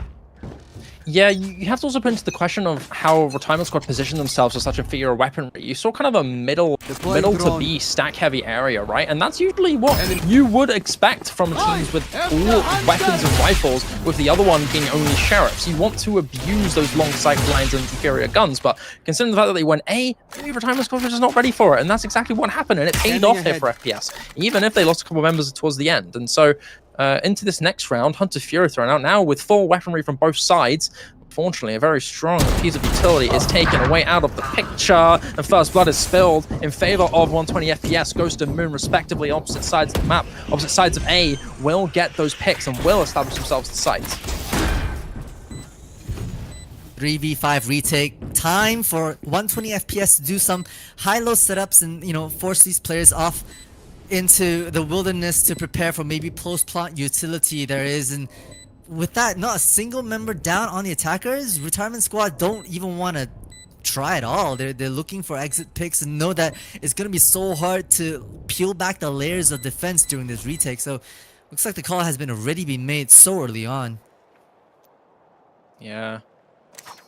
I mean, it's cool to save is just clear. You've got loads of members here from FPS clearing themselves out of the A site, and doesn't seem like they're going to be hunting either.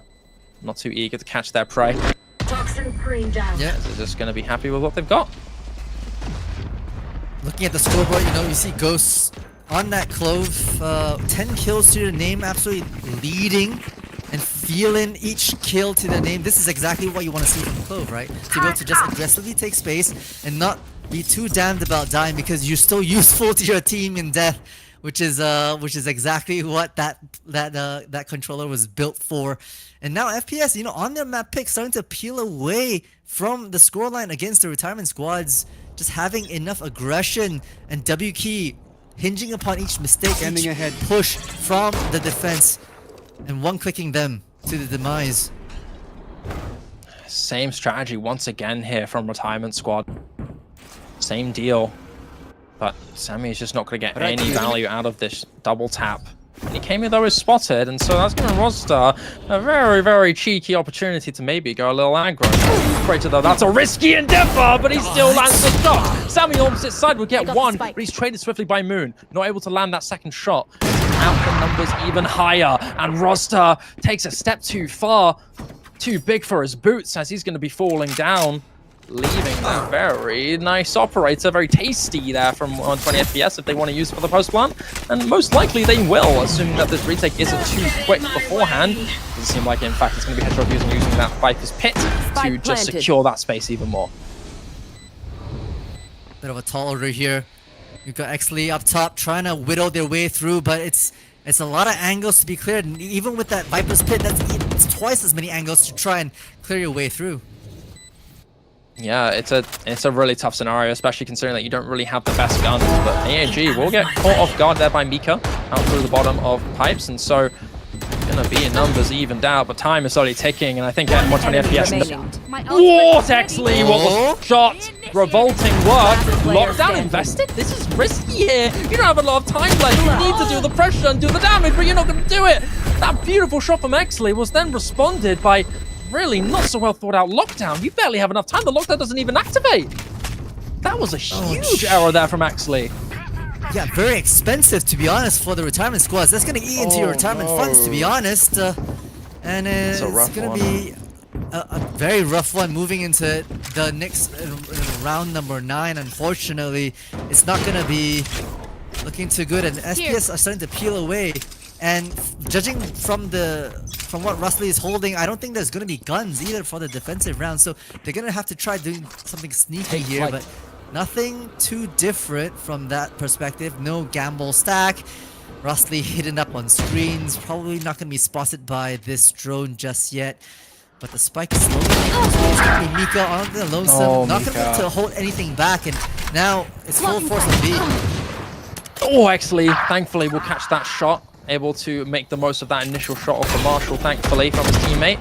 Yeah, Mika being caught out of position is going to be picked up very swiftly, and slowly but surely the bodies will pile up as retirement squad are being dismantled one by one with the inferior guns. That being said, roster is still a force to be reckoned with, even with just the sheriff in hand.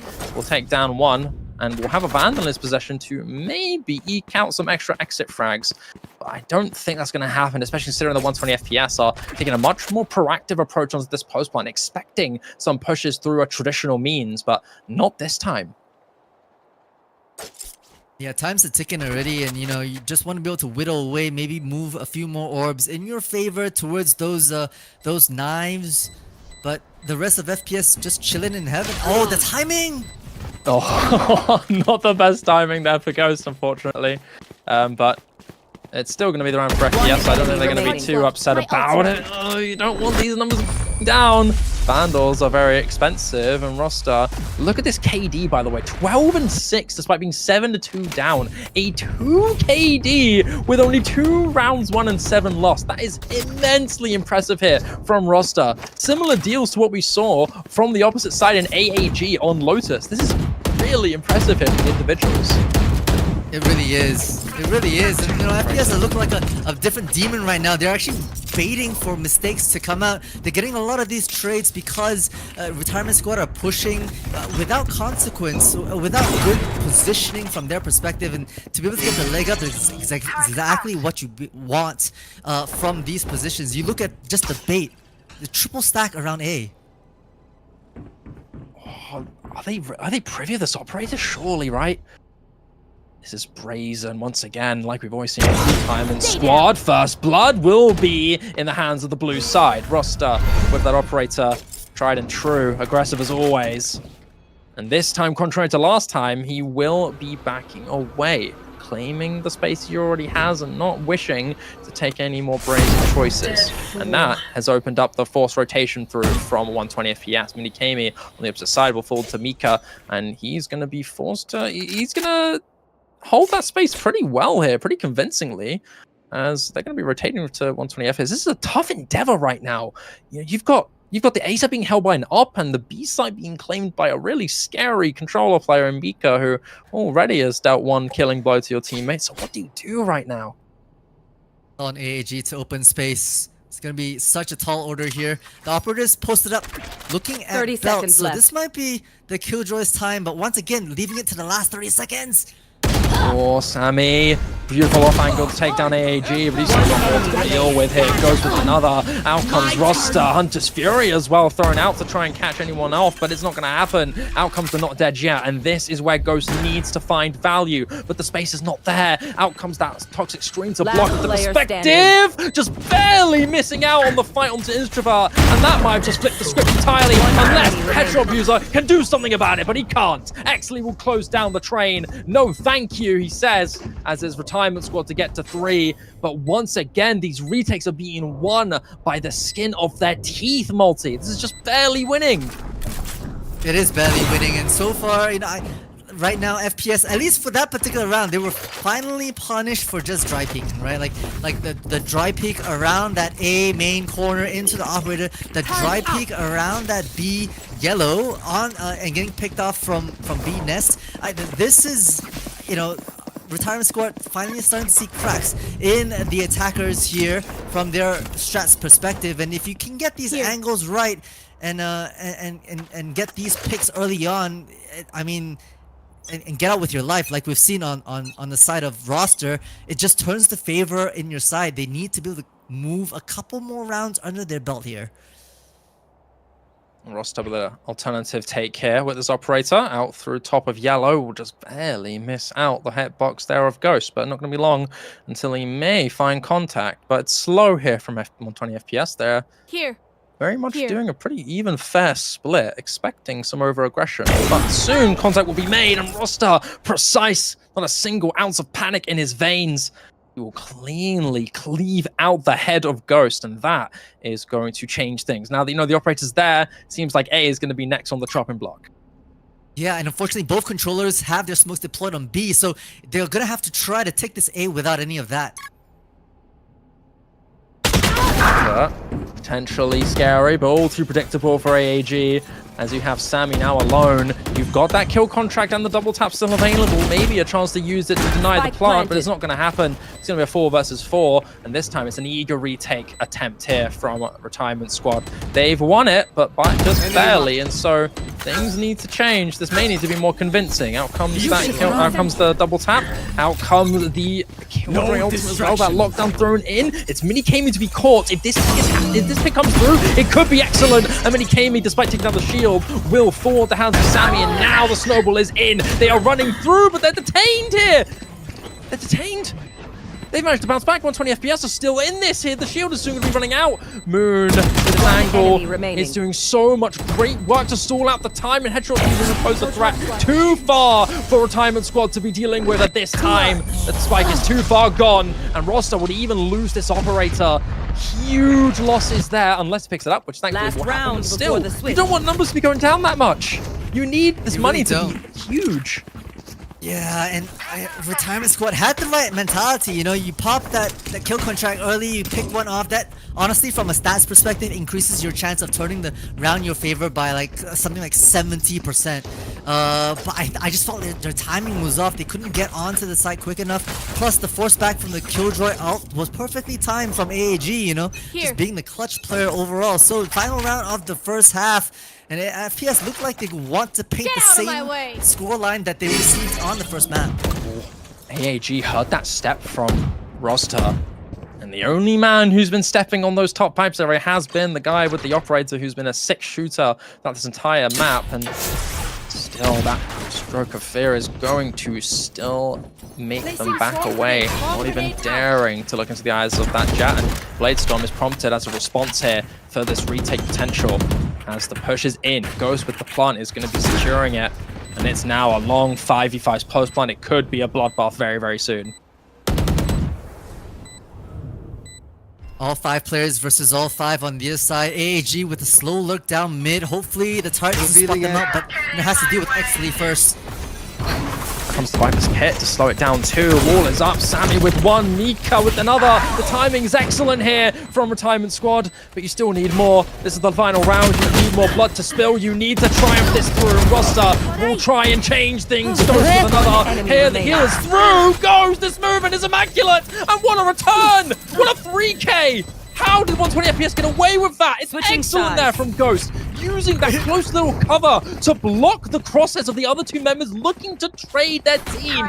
It is excellent, and that is going to be the thing that wins the half here for 120 FPS. I can't believe what I just watched, to be honest. That was incredible from the side of Ghost, just to be able to dance and matrix their way out of every bullet. And then still did the pick me up, and then pulled the rifle up for a 3rd kill onto the noggin was phenomenal. Phenomenal. I got goosebumps just watching from that. I felt like Icebox is FPS's domain, where it's so scrim heavy, and as long as you can click heads, which they are doing, damn be, you know, coordination, damn be kind of that synchronization, you just punch your way through.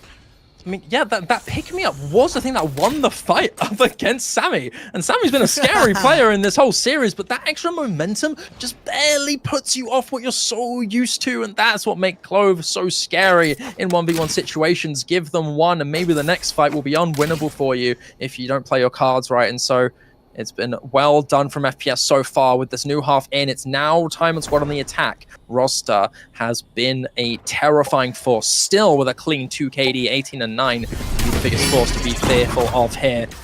However, in comes the engage. AAG with first blood will take down XP off the luck. Move with a response here, but it's Roster again to be the fair point, but not enough to be dealing against Moon. It's a back and forth. Still Mika dealing with two members from two opposite corners of the map.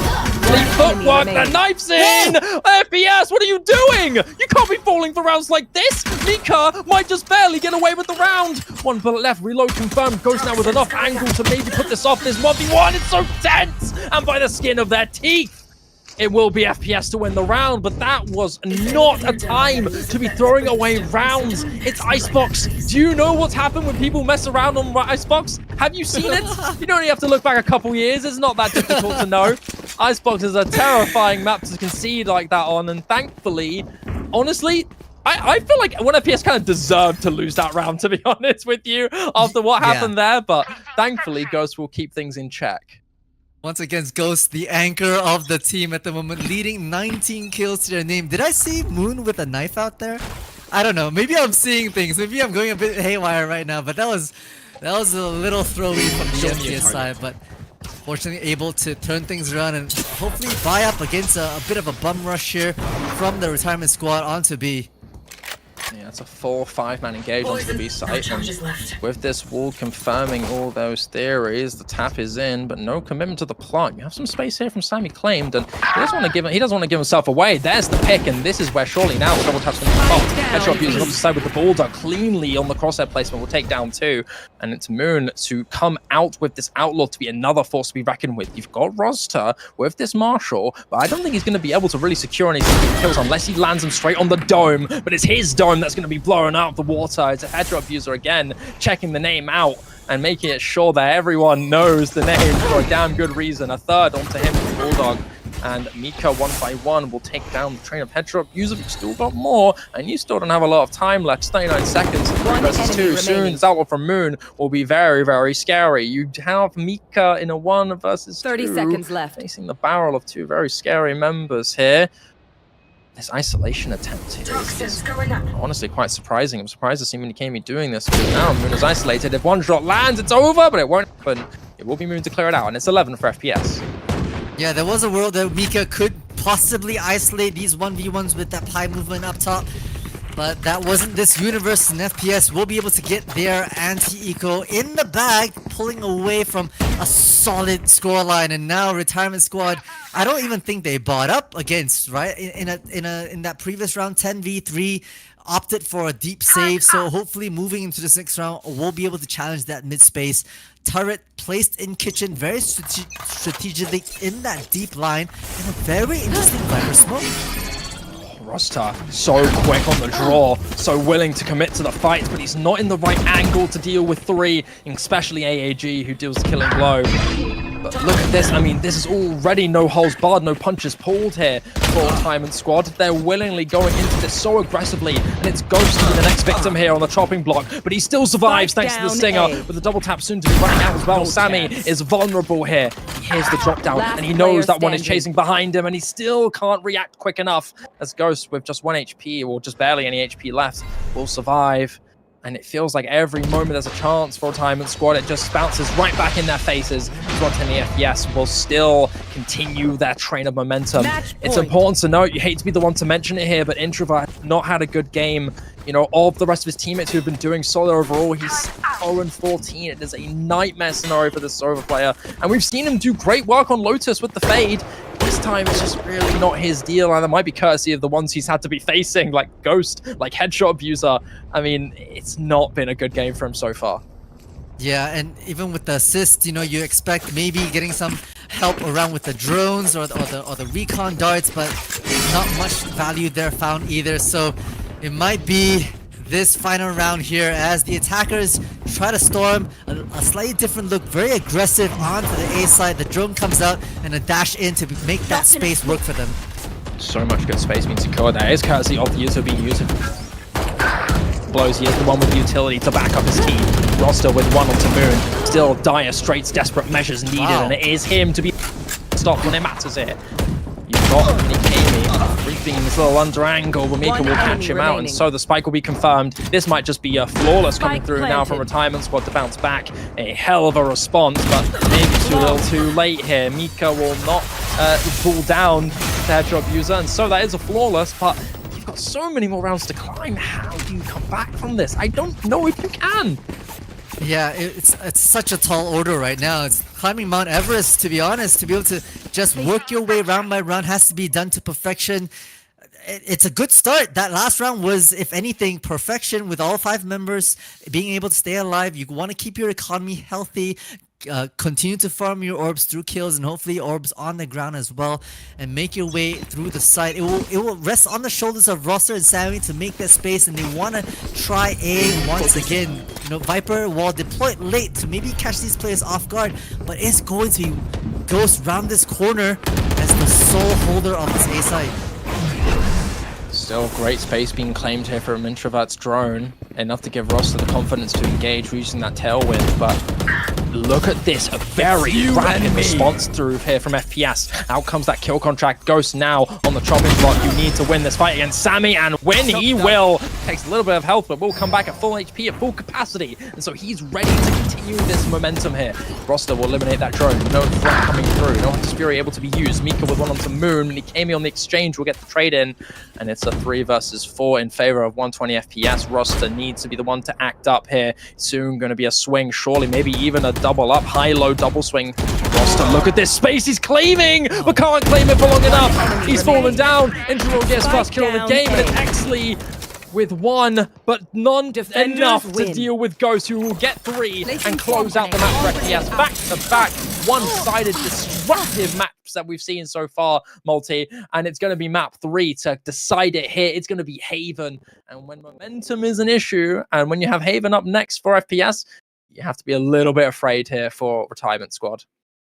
You know, it's almost like the script writers wrote this perfectly. You know, 9-3 at the half, give the opportunity for people to hope for a bit of a hopium about a 9-3 curse, and then hit them with the 13-4 for both their map picks, with seeing them go the distance.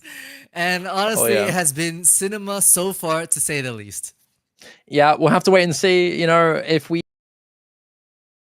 clause where, you know, if 2 maps are one-sided, game 3 is going to be super duper close. But when you think logically, you know, momentum's a big deal, right? You know, momentum's something to be faithful for, and you know, these guys are a scary team on Haven. 120 FPS are experienced on this map. It's one of their favorites. It's one of their go-tos. So I have to wait and see if Retirement Squad can bring it back and make this a close game 3. We'll see you guys after the break.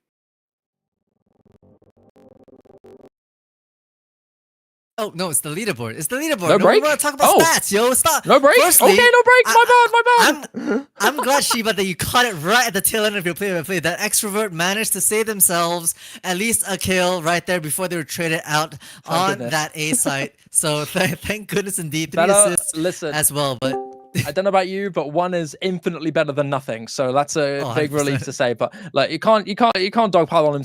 Everyone games, but you know, you can't help but feel like that may have been a big contributor to the loss coming through, because you had those really strong individuals. I'm sorry for coming to the break, by the way. Not long, but yeah, I mean, look at this.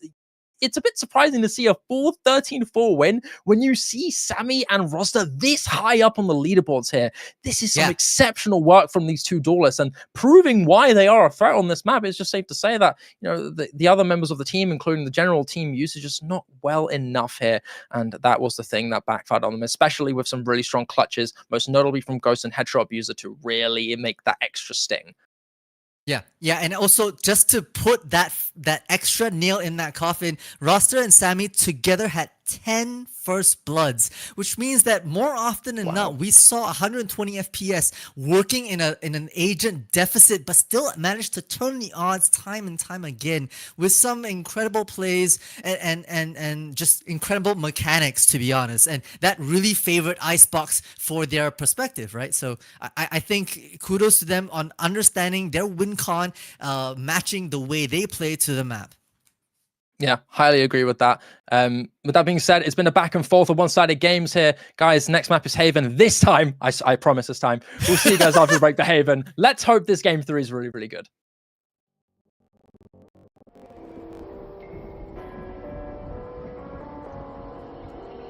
Gone somewhere and dyed my hair now. Wanna be alone.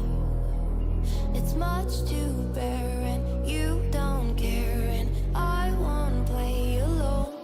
I got you in my sight. I keep all the words you said to me. I get you, get you, get you, get you on your knees. Rewrite all the things you said that I should be. I'll get you, get you, get you. Now you beg me please. Hey. Now I'll stay away. You were never meant to save me. Now I stay away. I'll hear you say you're sorry.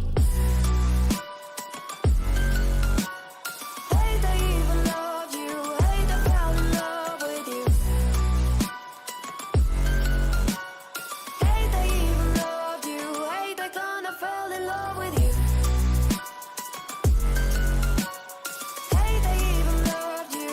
Hate I fell in love with you. Hate I even loved you. Hate I kinda fell in love with you. With you, I cried with you. Now wanna be alone. I lied for you. I tried for you. You wouldn't play alone. I got you in my sight. I keep all the words you said to me. I get you, get you, get you, get you on your knees. Rewrite all the things you said that I should be. I'll get you, get you, get you. Now you beg me please. Hey. Now I stay away. You were never meant to save me. Now I stay away. I'll hear you say you're sorry. Hate I even loved you. Hate I fell in love with you. Hate I even loved you. Hate I kinda fell in love with you. Hate I even loved you. Hate I fell in love with you. Hate I even loved you. Hate I kinda fell in love with you.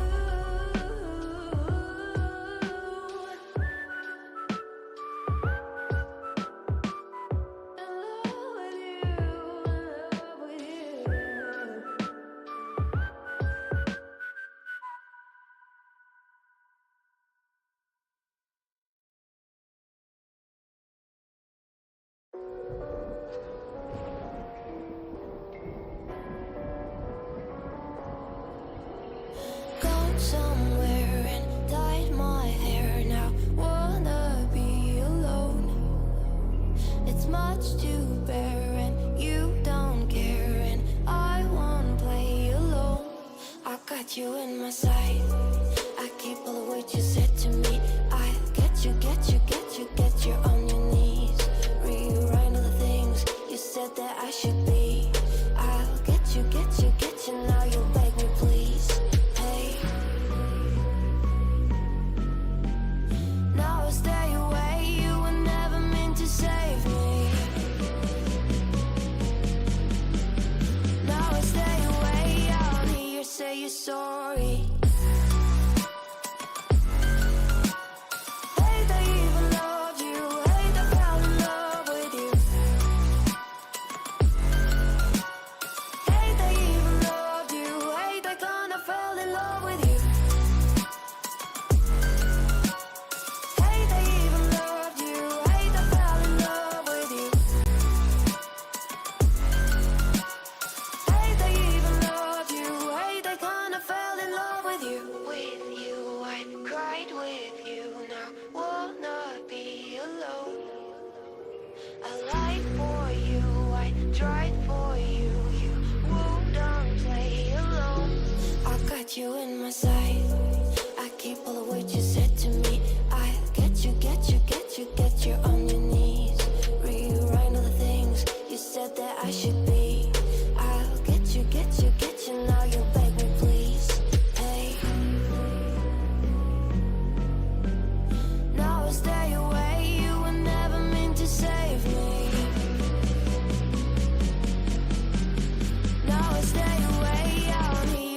sorry.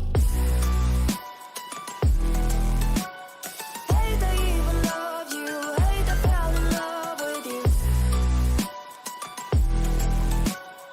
Hate they even loved you. Hate they kinda fell in love with you. Hate they even loved you. Hate they fell in love with you. Hate they even loved you. Hate they kinda fell in love with you.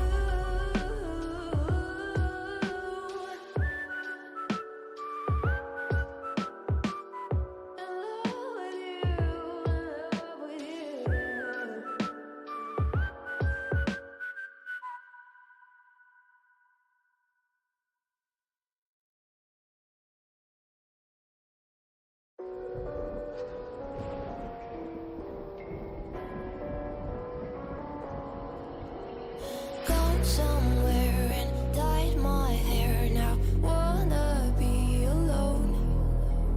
It's much to bear and you don't care, and I won't play alone. I got you in my sight. I keep all the words you said to me. I get you, get you, get you, get you on your knees. Rewrite all the things you said that I should be. I'll get you, get you, get you. Now you'll beg me, please. Hey. Now I stay away. You were never meant to save me. Now I stay away. I'll hear you say you're sorry. Hate they even loved you. Hate they fell in love with you. Hate they even loved you. Hate they kinda fell in love with you. Hate they even loved you. Hate they fell in love with you. Hate they even loved you. Hate they kinda fell in love with you. With you, I cried with you. Now wanna be alone. I lied for you. I tried for you. You wouldn't play alone. I got you in my sight. I keep all the words you said to me.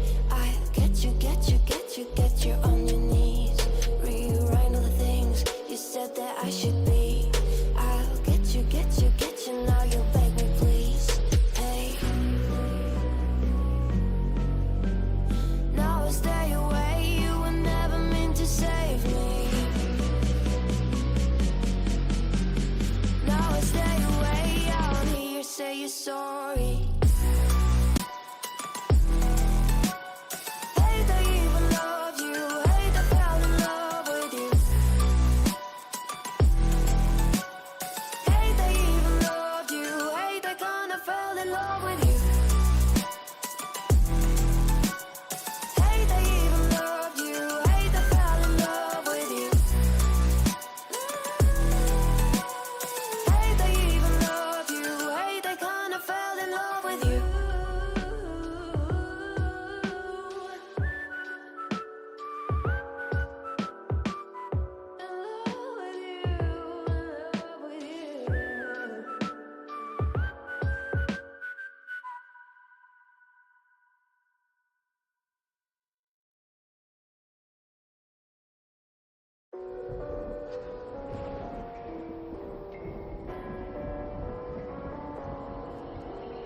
Gone somewhere and dyed my hair. Now wanna be alone. It's much to bear and you don't care, and I won't play alone. I got you in my sight. I keep all the words you said to me. I get you, get you, get you, get you on your knees. Rewrite all the things you said that I should be. I'll get you, get you, get you. Now you'll beg me, please. Hey. Now I stay away. You were never meant to save me. Now I stay away. I'll hear you say you're sorry. Hate they even loved you. Hate they fell in love with you. Welcome back, everybody. We're still in it. No 2-0s this time. This best of 3 is going the full distance, and we're going into map 3 of Haven. This time at high stakes. Remember, guys, these are the one single elimination matches. If you go down, you're out, you're gone. Your chances of top 2 or top 3 is over. And these guys have a final map to go through. Both of them having won in pretty one-sided fashion, but Haven may be the change where we could see something very, very close and very, very exciting. Once again, it's me, Shiba, and Multitudes bringing you this final map 3. Multitudes, what are your thoughts, man? What do you think of this Haven? Yes, I mean, we were talking about it backstage, right? 120 FPS have track records on this, a 13-9, 13-11 on to Haven, feeling that 3-site map, but we don't have any record of how Retirement Squad can play. And if we take reference to the other 3-site map that we just saw about an hour ago, we can be safe to assume that they're going to bring the fire for this particular best of 3 finale. Yeah, for sure. I think that's also important to note that with Haven, Neon is a very valid agent. Maybe Tier 1, Yoru's gain a lot of popularity on Haven. But you also see the tried and true traditional Jet, and you also, of course, will see a lot of Neon. So that's the question mark with this. Are we going to see different duelists? Are we going to be seeing the Neon still once again? Roster is seemingly unstoppable regardless of what he runs. So I will just have to wait and see. But off the information that we have, from what I know, the 120 FPS roster like to run pretty traditional meta compositions alongside Neon and Cypher. So that's probably going to be a pattern that's going to be the same once again. The question is, are we going to be seeing the same from Retirement Squad, or are we going to be seeing something different? Yeah, we're starting to see a lot of different variations in terms of how they want to play your initiation and duels. I would say from like the Senti and controller perspective, Omen as well as a Cypher are pretty standard stock picks. Maybe you can solve up from an Astra to get those global utility and smokes. I've seen Fnatic run that a few times, but Omen is definitely a more favorite play, especially with some great outplay teleports. But it's the initiators and the duelists that are the place that people like to experiment the most. I've even seen some crazy ones like people running like waylay ISOs just to be able to throw some crosshairs out of the way and get the rest of your squad onto site. Yeah, Shiva, I'm seeing your face. This is some insane composition. Some of these people are cooking. I've seen that. Cooking. I've seen some goofy comps on Haven, but that does raise the question again. Could we see double duelist initiated once again from Retirement Squad? We saw the Jet ISO from last time. We could see the Jet ISO again. We could see the Neon ISO again. ISO is a solid agent on this map. In fact, probably a way better agent on Haven than Icebox. So if that's going to be repeated again from Sasami, it's going to continue, and I'd love to see that. They were a really scary duo. Like you said, 10 collective first bloods in that last map. They lost that map, by the way.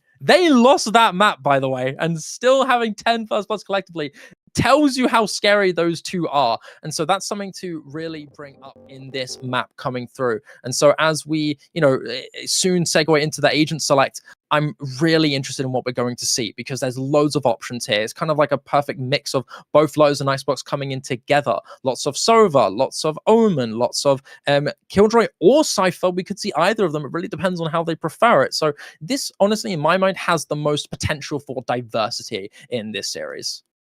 I absolutely agree from that perspective. And I think also, it was just not too long ago that we saw the true blue combination, the bromance between the Breho, the Teho, and the Breach come out. And those are actually very strong to be able to take a lot of map space. You get that fight around A, and that's where the double initiator can really work its way into map control, which honestly, from that perspective, Retirement Homes was really good at doing on Lotus, right? To be able to use good utility trades and take that space, take favorable kills and positions against their opponents. And so Haven, I would actually presume to be in their favor, despite us not having seen anything else apart from Lotus. The fact that, if we're able to work the map systematically, it might shut 120 FPS out. And obviously, 120 FPS, having come all the way to the semifinals, does have to recognize that. And I just wonder how they want to tweak their gameplay to adjust as follows. Yeah, I strongly agree. I think the dynamic between both of these teams are very apparent. have some really strong individuals on both sides to be noteworthy of. But I tend to notice that FPS seem to be relying a lot more on their individuals to really pull out those clutches, right? Not as much strategic depth, at least from what I've noticed, compared to Retirement Squad, who tend to have a couple protocols to make note of, a couple specific set plays to come through. So I'm really curious on how that will adapt, whether or not 120 FPS feel a lot more comfortable in their own skin to be playing on this Haven map. And here are the agents. So like we said, for 120 FPS, it's a very expected traditional composition, but contrary to last time, we're going to be seeing the Jet over the Neon compared to when they went up against Zenith, where they played that Neon coming through on Moon. So Moon is going to be sticking onto his Jet this time instead of the Neon, whereas Retirement Squad go with exactly what we predicted. Double duelist ISO Neon coming out here. The aggression, I can actually already see it, right? Like, to be able to just kind of press W, even on the defense, with some well-placed protocols, a well-placed drone, just to be able to take space, let Neon or even the ISO post up deep in some of these angles, gives so much information for the Retirement Squad. Plus, you get your double tap, and Neon's just sprint and slides to be able to dip and dash your way out of danger should the pressure and the fire come. And on the other side of 120 FPS, the classic true blue, the original bromance. Honestly, the OG bromance, the Breho Breach Sova combination is just to be able to also counter and hopefully push the ISO and Neon away out of the Retirement Squad and give 120 FPS just a little bit more breathing room. Yeah, you know, after Taeho's nerf, Breach was not happy with Taeho's performance in the server side of bro to hang out with, and it's back to his ex in Sova, a very common agent on this map and a very common duo on multiple maps, let alone on Haven. But yeah, this is the signature. This is the tried and true. No killjoy from either team either, which is exciting to see. Cypher's, generally speaking, a bit more of a secure agent, whereas I think the heavy value that you have from Killjoy is with the information off the turret, and on top of that you also have the lockdown, which is the main reason why people run Killjoy. If Cypher had a lockdown, and if they swapped, if Killjoy's and if Killjoy and Cypher swapped ultimates, Cypher would be played every time 24/7, a must pick. You know, the lockdown of Killjoy is so invaluable on this map.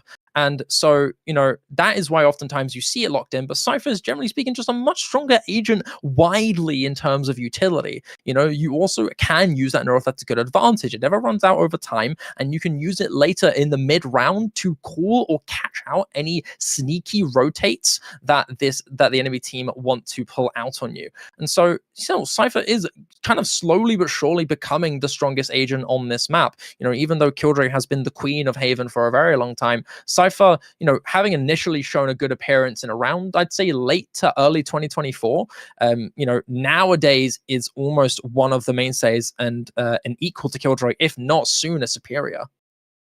And also, I also want to think about, okay, how are Ghost and Exley going to be playing Cypher creatively, right? Like, you can't keep placing your traps in the standard stock positions. You either can place them for information deep or kill trips deep, like situated on the site. And this will be... this will shape the way Moon plays Jet. This will shape the way Roster plays Neon, because those are both their kind of kryptonites to be able to be caught. I've seen Neon's rubber band like nobody's business, trying to dash in a side just to get just to be able to get tripped and shot down. From that perspective, and on the flip, you know, looking at Ag and Mika, both Omens coming back on a resurgence from their Lotus appearance, to be able to play around with their teleports, instill a sense of fear in the Cypher's defensive trips from that perspective as well. Yeah, and I think the Neons are a really strong agent to commit to those breaches, right? Especially when you have that ISO intact. If you want to commit to your engage despite the trip being up there, you can use that cover from ISO on the shield to then instantly commit to breaking the trip, or even just have Neon slide in and instantly trade it quick enough, as long as, you know, if you are in a way well enough synergize to get that. So that was the word I was looking for. That being said, Roster was a huge fear factor on the Neon on Lotus, and this time it seemed to prove in again on Haven.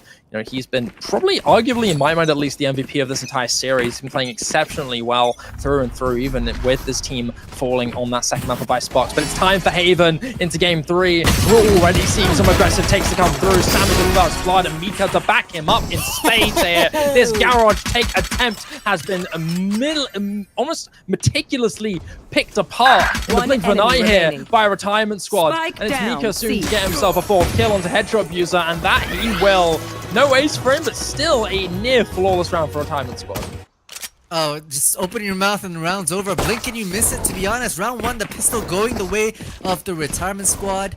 And it looks like it's, fast and furious from their perspective to be able to just shut down those garage push, small body positioning around that garage door just leads to easy kills and couldn't dodge those Mika bullets. So, fun fact, the pistol rounds typically go pretty quickly because unless you're like the top tier and really know how to work your small piece of utility across the map, it's likely that you see these teams just kind of dive bomb onto a site and try to crack it open that way. Yeah, indeed. And, with that Neon engage being so prominent there for retirement squad, you have so many scary options for that retake, let alone what you already have with the possession of utility from players like Sami and Mika and Introvert on the server with the dart to lock down those ratty positions. It's a scary thing to be dealing with here on the retake for 120 FPS. So having them start on the attack is not the best scenario to be in. If you wanted to try and lock down something like an operator long range angle from Moon, that's exactly what you want on the Jet. So starting off on the attack is going to be scary here. Retirement squad are definitely the favored side here on the defense, but attack is going to be also, again, a very, very strong thing for them. I think Neon, just generally speaking, if played right, is going to be one of the strongest agents here. You're not going to be able to abuse long sightlines with the operators, and that's the difference with these two lineups here, with the two agent rosters that we see, right? Moon with that Jet can make so much space just with an operator alone to instantly clear out and basically lock down an entire site on her own, purely from that pressure being provided from the operator.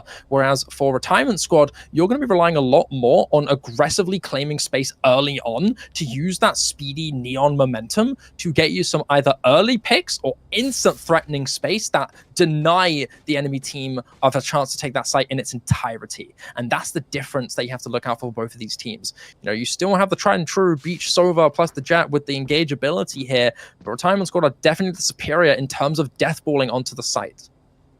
100%. And, thank you for everyone for, being a little patient with us. We do have a bit of a technical pause here, but I think it'd be remiss if I didn't use this opportunity to talk about Ascent's clip contest. This is a chance for any of these viewers here on this YouTube live to catch a little fame and glory and some VP that goes along with it if you're able to record yourself with an insane clutch or a hilarious moment during your own kind of either ranked or unranked matches.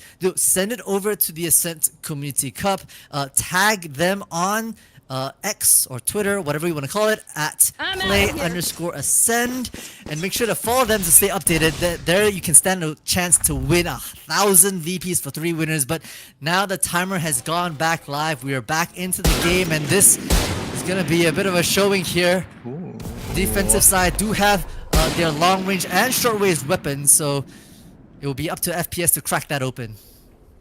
Yeah, you had a couple warning shots fired from Introvert, just barely missing on Arg there, and so it's going to be Roster to join him to hold that extra space, ensure that nobody's going to be lurking out through main, and so that's a really strong lockdown area, and you can see how passive FPS are playing here. They're expecting maybe some aggression to take space up through B or C, and it's not really happening, and with the rotations being prompted, it's literally just Arg alone here on A. And it appears that that's going to be the goal that they're going to be going into here. But this is a scary thing to be dealing with right now because you have two very strong scoped weapons that can annihilate you in the blink of an eye if you're not ready for it. First peek is out and first blood is spilled. Ghost is down to the hands of Introvert. But the Outlaw of Roster will make this even more scary as it's still a bloodbath on this A main site. Introvert and Roster, the dynamic duo, will wipe out FPS duo-handedly, I'd like to say.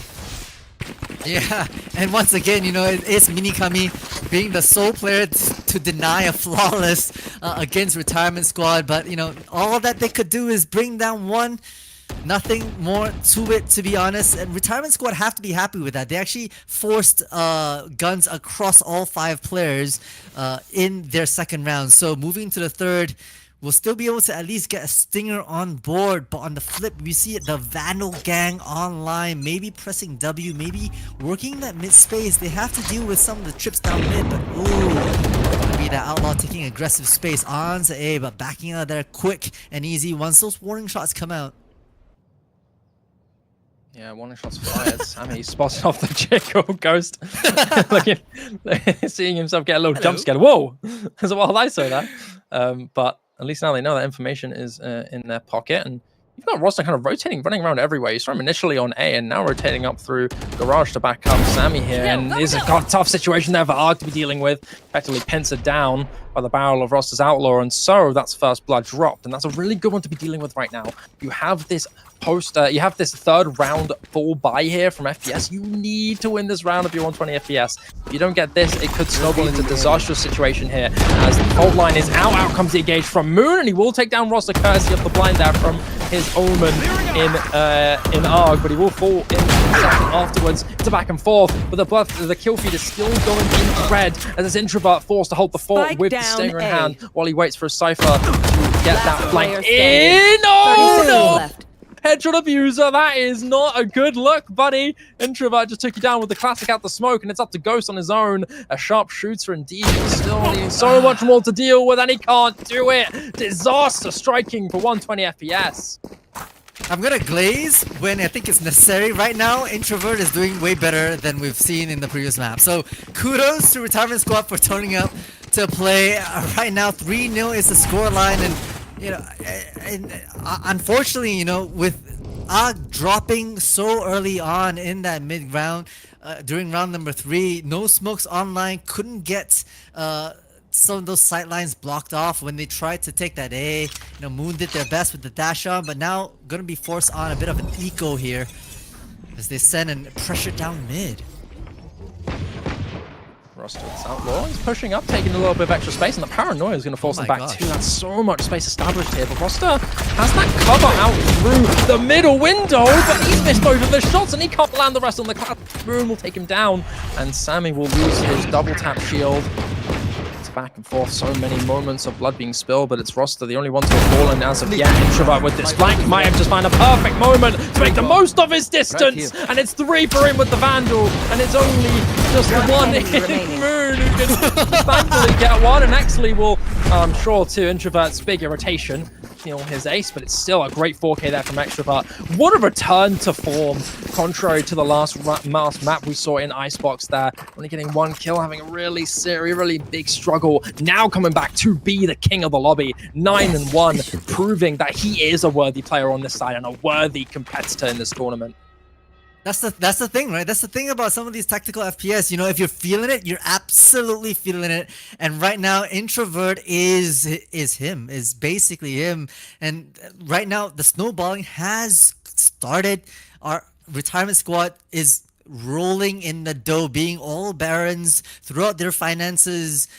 And FPS have called for a timeout at the perfect moment. This is the previous round was their save. They managed to at least whittle down the rifles from the Retirement Squads to, I think just 2 being carried over. This is the make and break moment. They need to get a couple under the belt and hopefully break the retirement bank, right? And send these old folks back into the working class. We'll have to see if We'll have to see if the retirement place for retirement, as they're very much clearly not ready to go back in just yet. They want to keep on working, keep on fighting, get that pay in there, make it all pay off to go to the grand final. And they've had a great start so far, courtesy to the top 3 performers there. Roster, Mika, and Introvert have done really good work so far.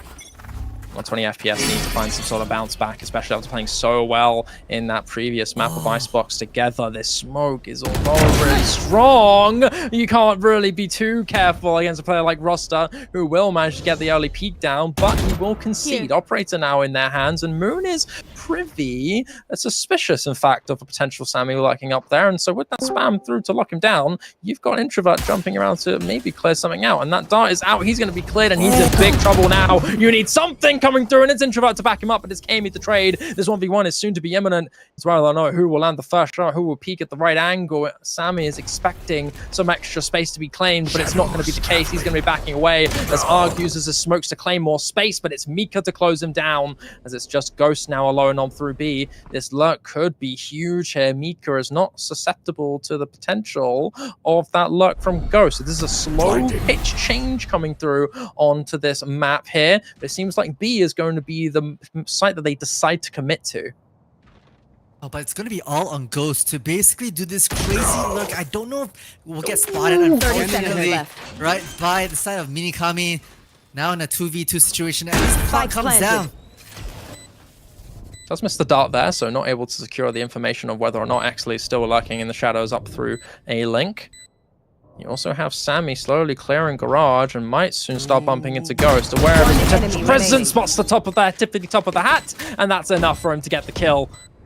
It's up to now Kami to close this out, but as the angle is out, it's not enough. He's not in a good enough position to capitalize against both at the same time, and that's going to be a 5th round now for Retirement Squad. It's getting more and more dire the longer this runs through. FPS cannot get that thought off the starting point. Shiva, I just thought about what you said in terms of Ghost's hat getting spotted. You know, if the Neuro Theft had been utilized, that hat might not have been. Spotted. Maybe so. Maybe so.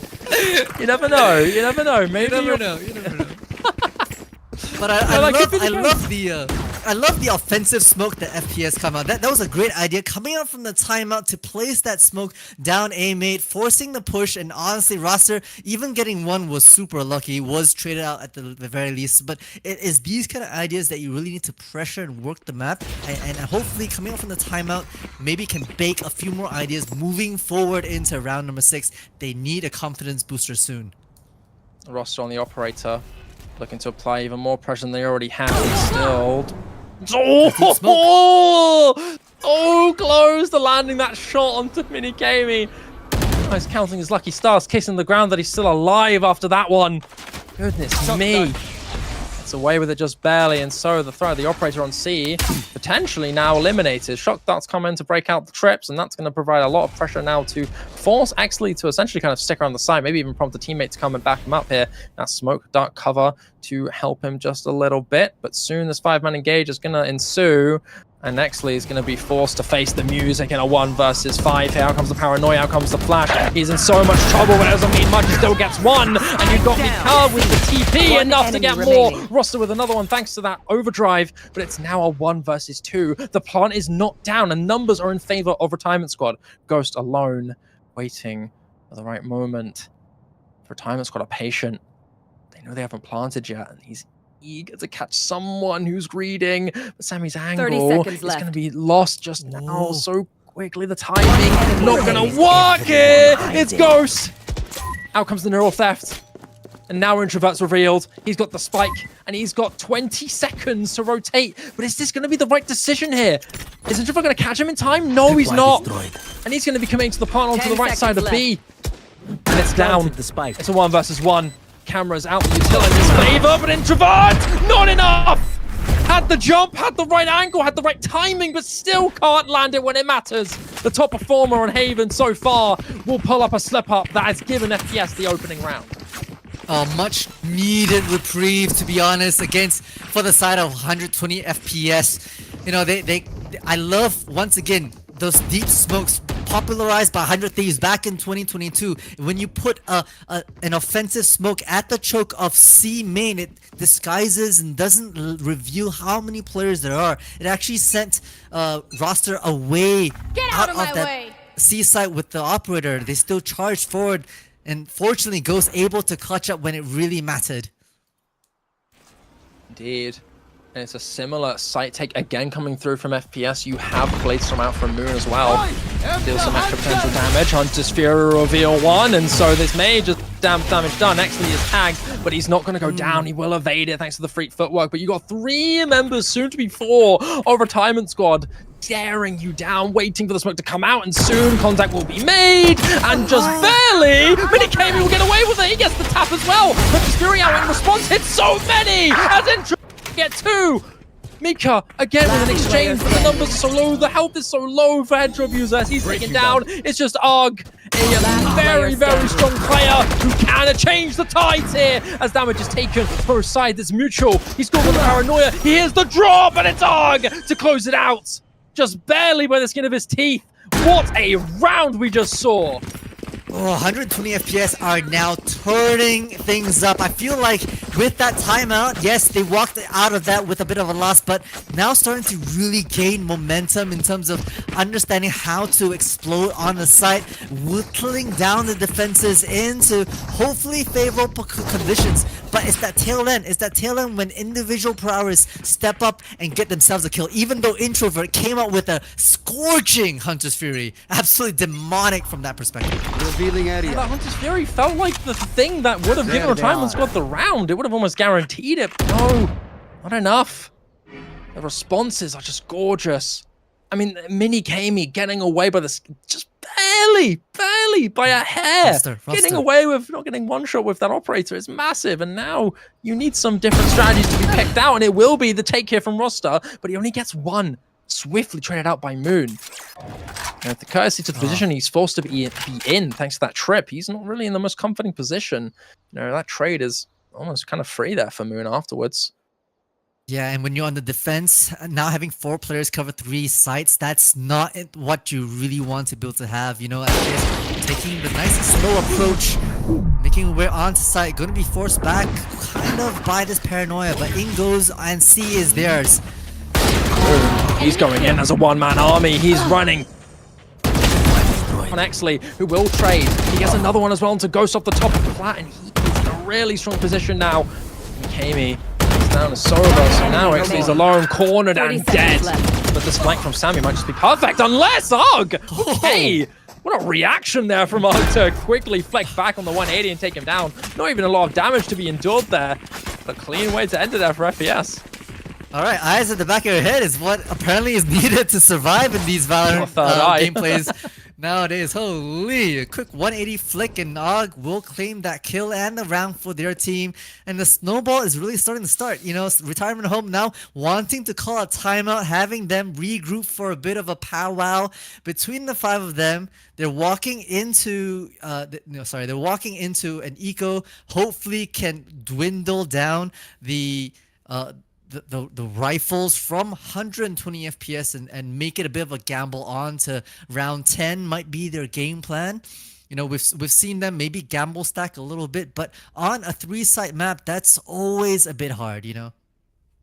Yeah, it's a tough situation right now. I mean, you have those moments of greatness from both sides, but at the moment, attacking, it really does depend on how you figure your way around some of this utility and how you can isolate, because having crosses on this map is really prominent, right? You can go for really scary double swings from opposite sides of the site, especially on C and A. It's scary, man. With B, you have a lot more ease of access, but a lot more difficulty on the retake. You know, Haven has its ups and downs, right?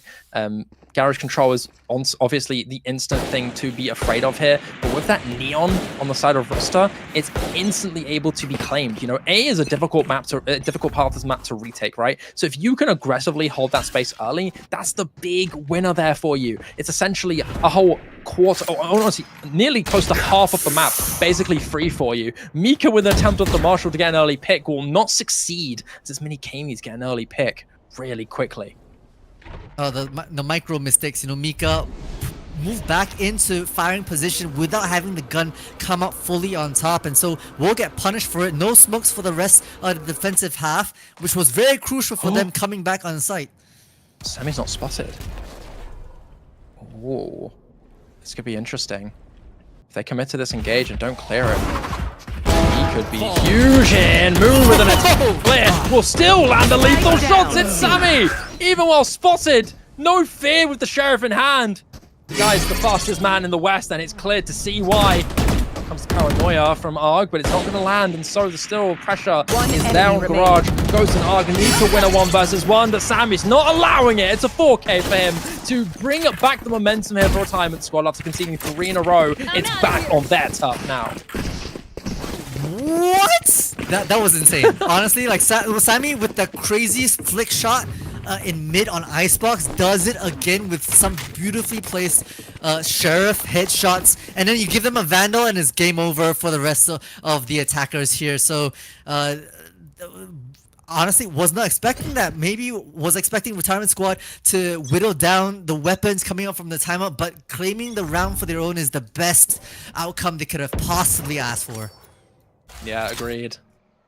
Really good scenario there to deal with, not losing too many members, still be strong enough to just take him down 1 by 1, farming ultimates in the meantime while you're at it. It's a big fight through B here, and it's Roster to get the majority in his team's favor.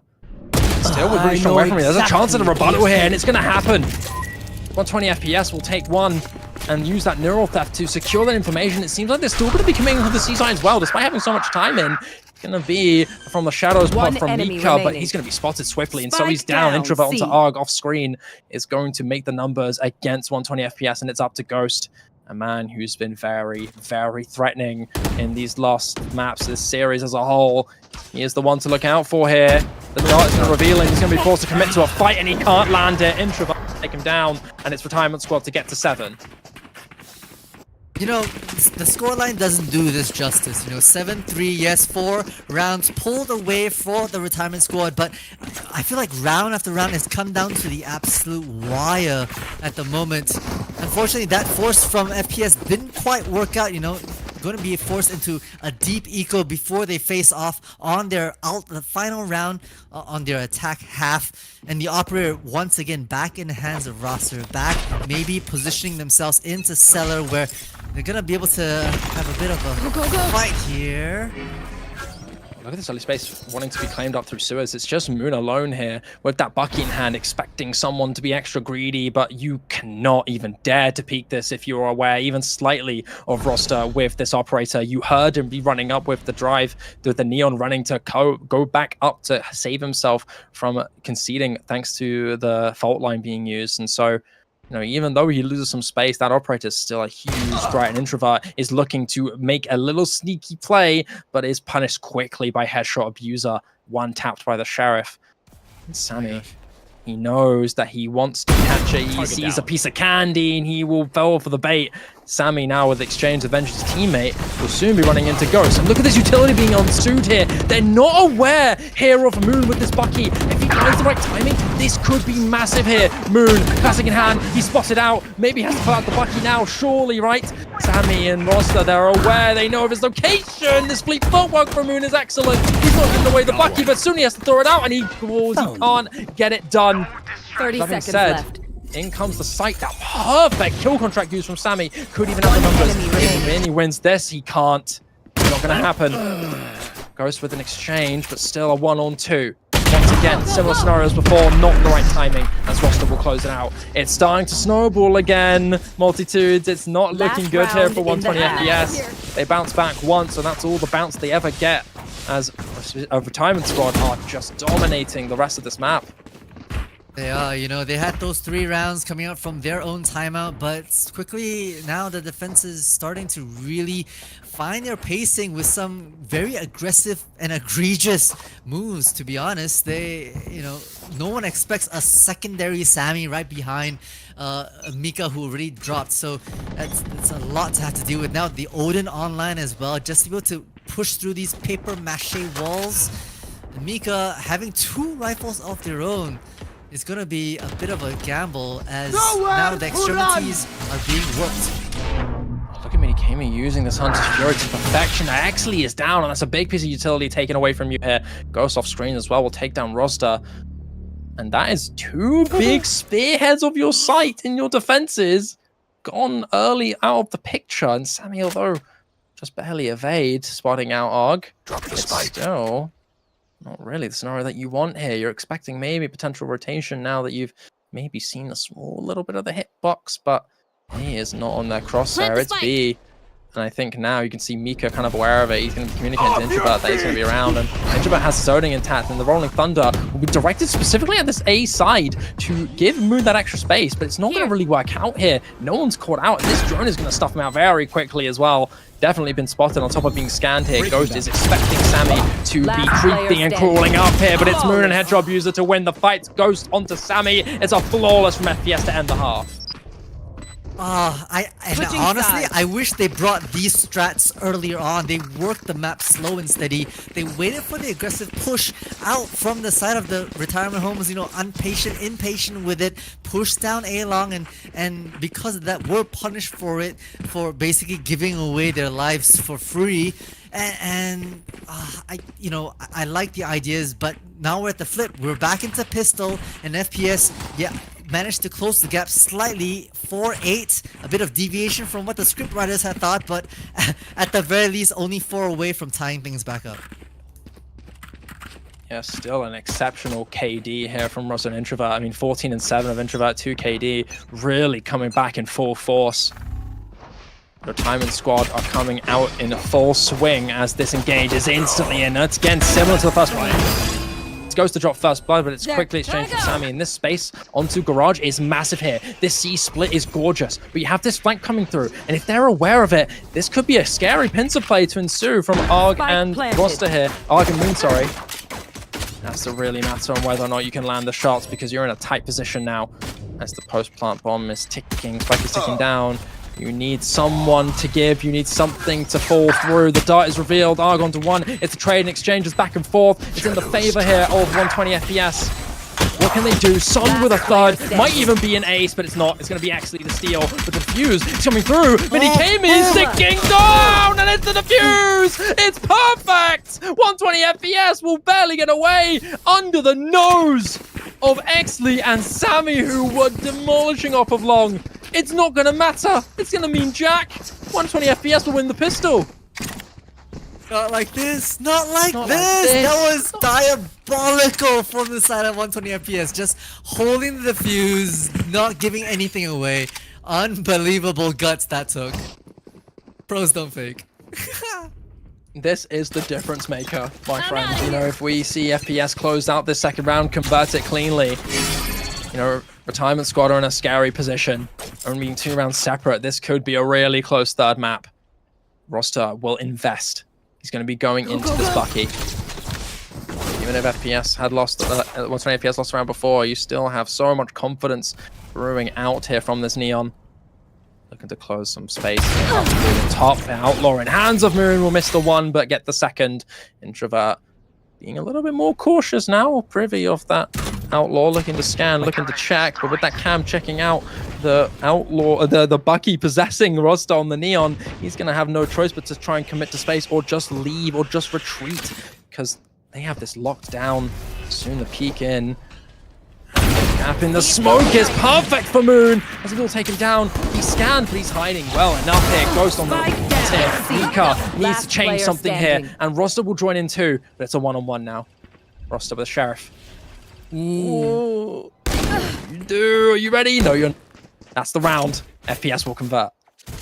Yeah, the power of an outlaw, honestly, against an anti-eco, it is so oppressive and has been the go-to for so many teams nowadays. And even Moon picking up that outlaw once again, hoping that, you know, a few of these players on the retirement squad are going to be in half shoots, which, you know, a few of them are. So it's still going to be an effective one-shot against many of these squishies, as they try to give 120 FPS a retirement home a run for their money. I keep saying retirement home. It's our squad. A run that you could say a run for their pension. Right, oh yeah. Out comes the dart to take out the trip, and it's going to be Roster to take some very instant space, and excellent spot here. Ghost is down, headshot users down, Moon with 1, but takes so much damage in the meantime. There's so much you can do here. Spike planted. Looking to snuff out a flank. Little does he know there's no one here. It's all red on the site itself. And this is just a tough situation here. You don't have strong weaponry from FPS. You need to hope someone gets a little too greedy. And it might be Ross to be the one to do it.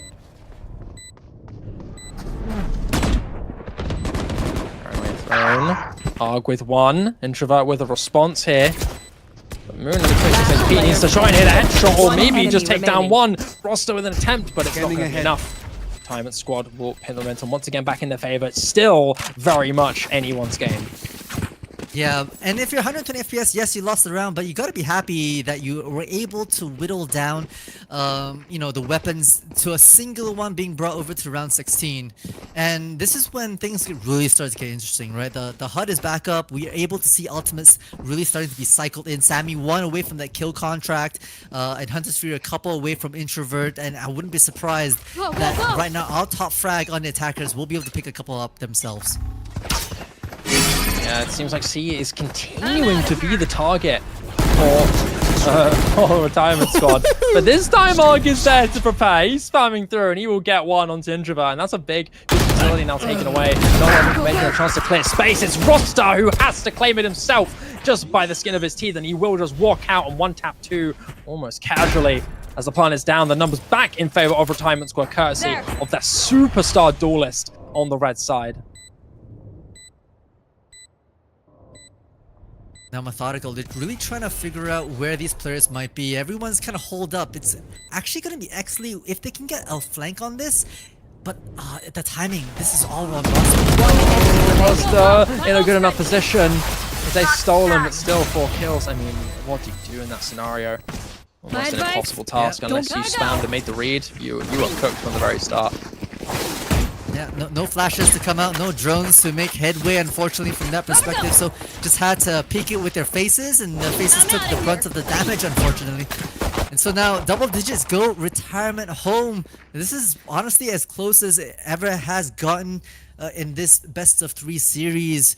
Sammy with that kill contract online. Both duelists actually ready to press W should the need arise. Revealing area. And that's overdrive already caught off guard. A in their sights.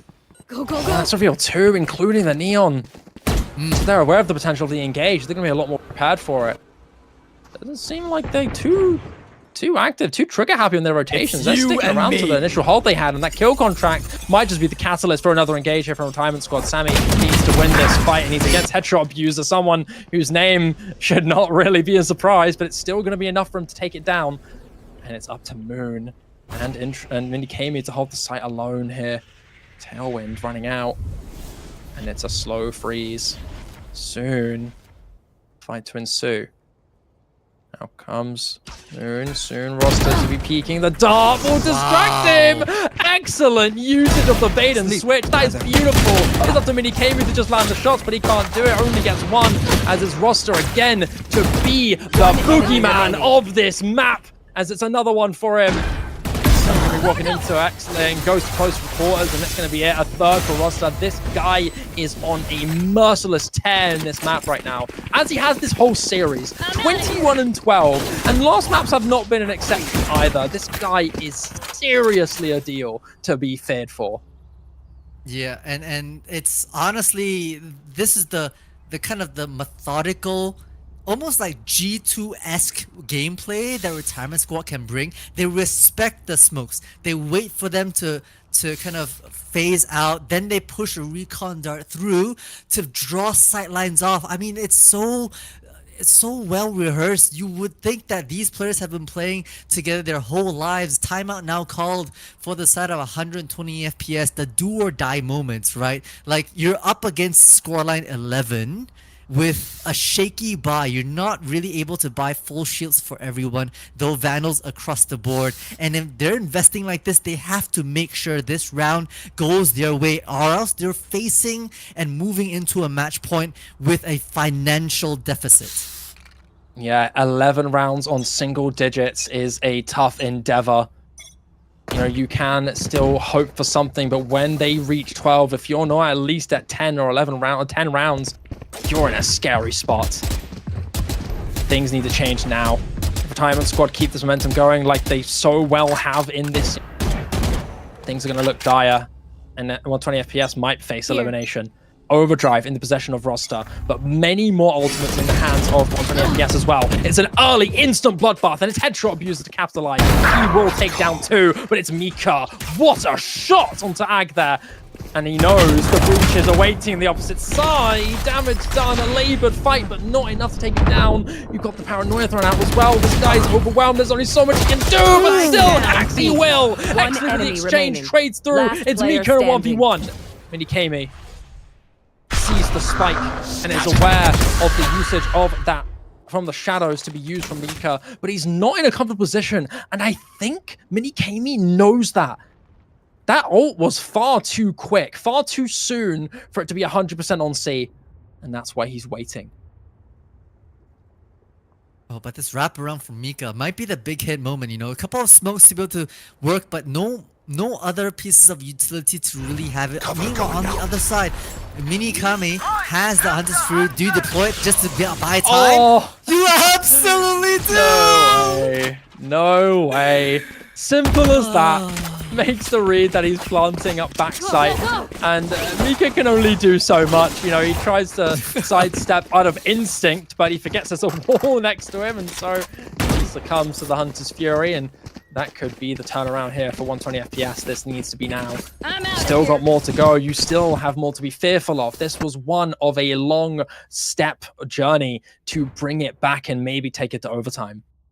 Yeah, and you need to use everything. Headshot Abuser now with that Rolling Thunder might be one to crack open the site, possibly with... Roster, indeed. Out comes the fault line, and look at Ghost. He's running for his life. He doesn't even want to dare go near it. Out comes the Rolling Thunder as well in response here for Headshot Abuser. Hunter's Fury back too. It's a flurry of ultimates being thrown from both sides. You still have that Neural Theft, and you still have that Overdrive from both sides here. Still a very capable ultimate to be used. And out comes the Overdrive from Roster. He's blinded though by the Paranoia. It's a beautiful counterplay from Hard, but it's not enough. It's not enough! Mika with 2. Minikami alone against 4.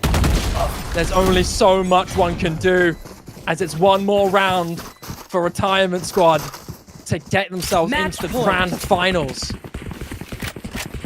Yeah, Headshot Abuser sent out that Rolling Thunder. You know, I like the timing of it. You keep it early just to be able to throw your attackers who are coming on site, throw them off their game, stun them a little bit, but it wasn't capitalized upon, you know? Like, I didn't see anyone really taking aggressive stances, and because of that Lao space, Retirement Squad filled in with Roster, filled in with Sammy, and then it was round over before you knew it. Now match point, nay, series point we have for the attackers. Oh, and it's all still the train to run fast here for Retirement Squad. It's Roster again to deal some brutal killing blows onto his enemies. And it's just now Ghost alone and dead and too far out in the open to do anything about it. With just a stinger. Has to just hope someone gets too overzealous. With the numbers advantage that time has got to confirmed. It's just slowly cleaning up here. Excellently with a bit of a laboured fight here onto Moon. He's still managing to get one, and the trade coming through will be enough here as the round will really be done in just a matter of time. It's just Arg with a stinger. Can't really take the space unless the paranoia works out. I mean, Roster's playing with his food. They're already celebrating their win, and it's done. Retirement Squad are going to the grand finals. 120 FPS, unfortunately, despite the laboured journey they've had throughout this whole event, are out of the event. It is over for them at the Ascend Community Cup. It'll be Retirement Squad going to the grand final. Oh, the Retirement Squad want to bring it the distance, you know, having basically a shadowed existence throughout this 32 team step up. These playoffs finally make a strong appearance. They're a team to be feared. They're well coordinated, and they have strats and strats on strats, counter strats for your strats. I mean, these teams are just, these players are playing out of their minds and finding gap holes and abusing each win condition time and time again. I'm just sad that it was only today that we saw their first appearance, because they're so cinematic to watch. Yeah, they're a blast to watch. They're really aggressive, and they love that. They thrive on courtesy to their incredible duelist. Roster is easily the MVP of this entire series. He was on a rampage this match. Not only on Haven, on the Icebox as well. On the previous map of Lotus, he was the big spearhead of the push here. I mean, look at this KD. Granted, the rest of his teammates are there to back it up. Sammy with 20 and 10. That's a 2 clean KD coming through. Look at this absurd econ rating from Roster. That is disgustingly high. Absolutely disgusting. If his KD doesn't tell him about it, this is what you should be looking at. Incredible here from the star duelist of Retirement Squad. And it's clear to say they're not ready to give up on retirement yet. They're back in business and they are damn straight here to fight for a championship at this tournament. But we'll have to wait and see, for their opponents are up to be playing it tomorrow, multitudes.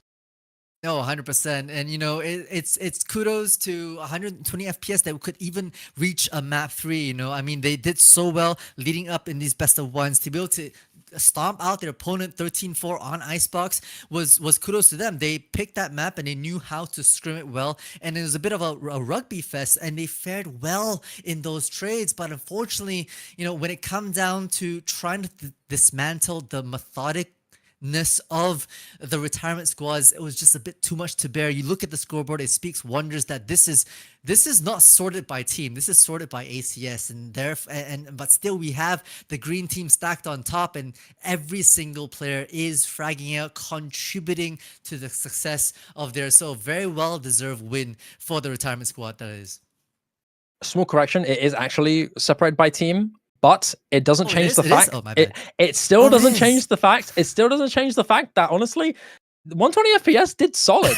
They were not a flawed team one bit. You had everyone, and I literally mean everyone in this map, do some really good work. It's just a shame that you can't really go up against players that are so strong like the Neon and ISO on the enemy team, and that's only so much you can do, especially considering that they don't really have the most depth strat book, right? That's the thing to be fearful of, right? And that was the thing that may have been their demise. And so, yeah, I mean, a great series, a great match. Unfortunately, not the overtime cinema that we may have hoped for, but doesn't change the fact that it was a great match for us.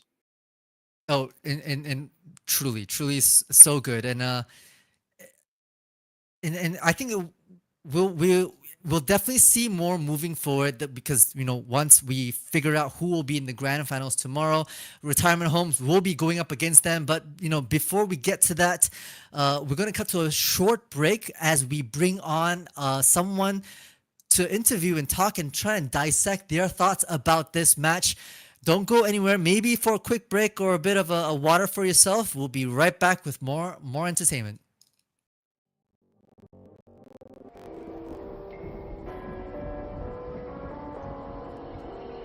Gone somewhere and dyed my hair now. Wanna be alone. It's much to bear and you don't care, and I won't play alone. I got you in my sight. I keep all the words you said to me. I get you on your knees. Rewrite all the things you said that I should be. I'll get you now. You'll beg me, please. Now I stay away, you were never meant to save me. Now I stay away, I'll hear you say you're sorry. Hate I even loved you, hate I fell in love with you. Hate I even loved you, hate I kinda fell in love with you.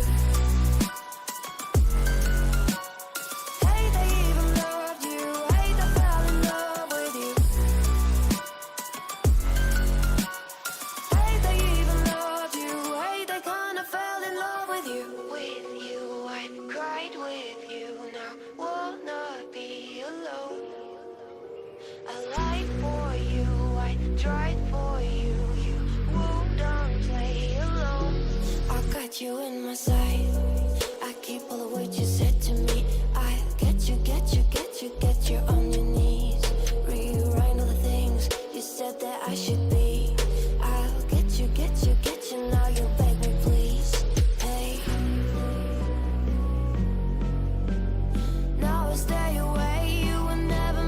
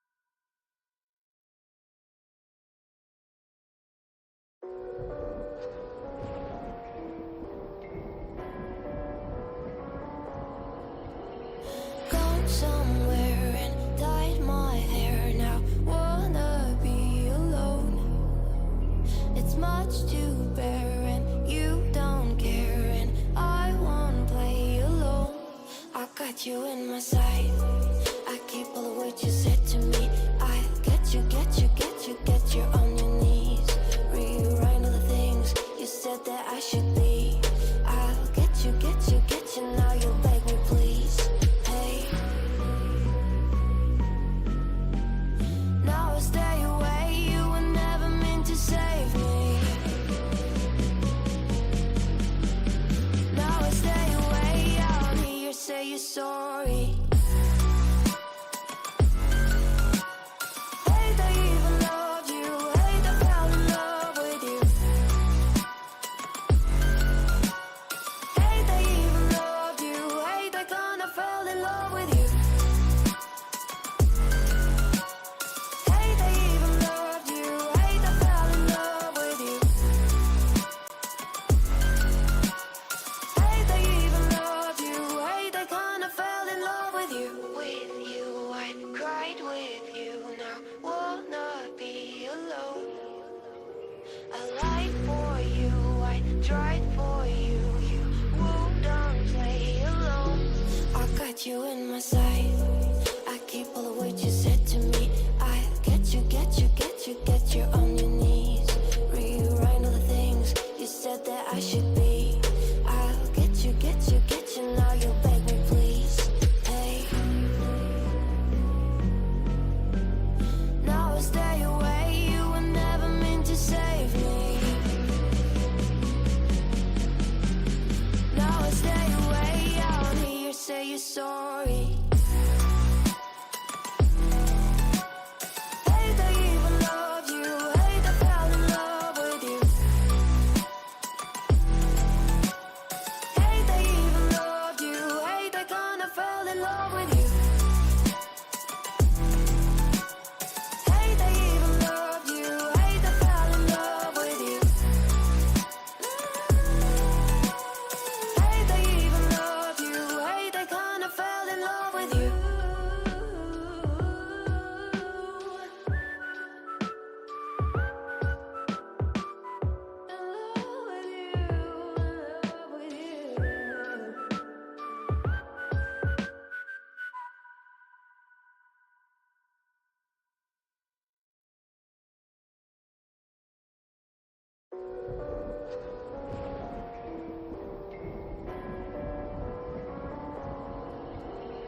Gone somewhere and dyed my hair. Now wanna be alone.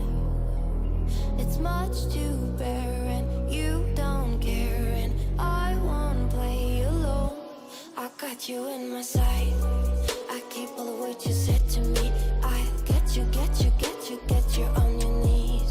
Rewrite all the things you said that I should be. I'll get you, get you, get you. Now you beg me, please. Hey. Now I stay away. You were never meant to save me. Now I stay away. I wanna hear you say you're sorry. Hate I even loved you. Hate I fell in love with you. Hate I even loved you. Hate I kinda fell in love with you. Hate I even loved you. Hate I fell in love with you. Hate I even loved you. Hate I kinda fell in love with you. With you, I cried with you. Now wanna be alone. I lied for you. I tried for you. You wouldn't play alone. I got you in my sight. I keep all of what you said to me. I get you, get you, get you, get you on your knees. Rewrite all the things you said that I should be. I'll get you, get you, get you. Now you beg me, please. Hey. Now I stay away. Welcome back, everyone. Good to see you guys again. Just before we close out, we have a lovely post-match interview from Mika of Retirement Squad. Congratulations, Oh, Mika, guys. on your win. And Thank you, congrats to thank making you. grand finals as well. Congrats. Thank you, thank you. So, first thing I wanted to ask, you guys have not played a single match in this tournament until this Yeah, one, right? yeah, So, yeah. going into it, sometimes that's an advantage, for others it isn't. Did you guys have any concerns going into this match, considering this was the first match you'd actually been playing, considering how lucky you were with the forfeits? Honestly, I was a bit concerned. My teammates were like, it's probably just like another ranked game, right? And they were pretty confident. I was nervous because I know how good the teams are here. So we went into it without like any emotions, and we won. Second map was our warm-up game. It was like yes. it was like a Nice. donation. Okay, you need to give out to the community Yeah. sometimes. Yeah. That's something Make it like a little that. Yeah. interesting in his best of 3. You know, Make it Like make it entertaining. I spicier like for the that. viewers. Yeah. I like that. I like that. And honestly, the nervousness did not show at all because I felt like, Retirement Squad, y'all were so methodical. Y'all played together. Was there like a specific IGL helping to guide everyone along? Oh, Or I was the it kind IGL. of like just I team am the vibes the IGL whole for way? the team. So Perfect. I Perfect. kind of analyzed what they did on Haven yesterday. You saw the pistol round, right? I told them to stack C, and I knew they were gonna hit C because they like to do C splits a lot. So that's how like we knew what they were gonna do most of the time. And we threw a lot of rounds. We threw a lot of rounds, a lot of 2v1s, in fact. But we still won, so it's all good. Yeah, good. It's nice to see that methodical coming in. It definitely paid off for sure. Now that you've had that in, played, but next match you have is grand finals. You've got that match coming tomorrow to decide your opponent going into it. What are your thoughts into grands? Are either of those teams particularly fearful for you? Is there any particular team that you're afraid of going into it if they win their next match tomorrow? Not really. We're probably gonna win it, so I wish you Nice, guys I the like best of that. luck. Whoever's gonna face us, best of luck. We're gonna put Always, a hard always. time on you guys, so good luck. Oh, I like the confidence. You start off this interview saying that you guys walked into this a little anxious, but now with the win under your belt, it feels so good. And speaking of which, like how are the vibes in the Discord chat in your TeamSpeak VC? Is Oh, there a we were vibe just merchant? laughing. Is everyone chilling? Yeah, we were just laughing. Every round we're just joking. We're losing 2v1s, we're joking around, we're spraying and shit. And you know how intro went 115 last game, right? Yeah. For the majority of the last match on Haven, we were like shit talking him. And he started playing well. And he actually started playing Wow. well. So that's fun. Yeah, Pretty sometimes cool. that's what you need. That's what you need, that little push. I'm gonna add a small unscripted follow-up question before I close out for you guys. Roster is particularly the guy to look out for, the big bright spot for your team, right? Yeah. I wanted to ask, he is such an aggressive, outgoing player, just ready to go take fights however you need. How do you manage that? Do you have a particular kind of self-entrained protocol around a player as aggressive and as gifted as him on the Neon, for example? Honestly, we don't really have protocols. It's just that all of us can like do anything in sync pretty well. So we see him going somewhere or doing something, and we give him our util or we do our stuff based on his body language. So it happens on the fly mostly, and it works out. And That's he's rare. fragging Wow. out. So yeah. That's a really, really rare trait to have. All right. I mean, Mhm. that's it from me. I had a little bit of an impression. I was really curious. I thought I'd ask, but that's a really good answer. Yeah.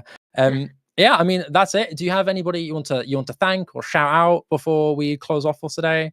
Definitely my teammates, all of them. All of them played well. Except for intro on the second game. I'm kidding. If you're watching this, I'm sorry. It's okay, we're bad days. It's okay. He'll remember it. If he's the type to play better from getting trash talk, like some of the occasional incidents. Yeah. games, See, it I'll be worked. We happy trash with that, talked him and he played insane, so it worked out.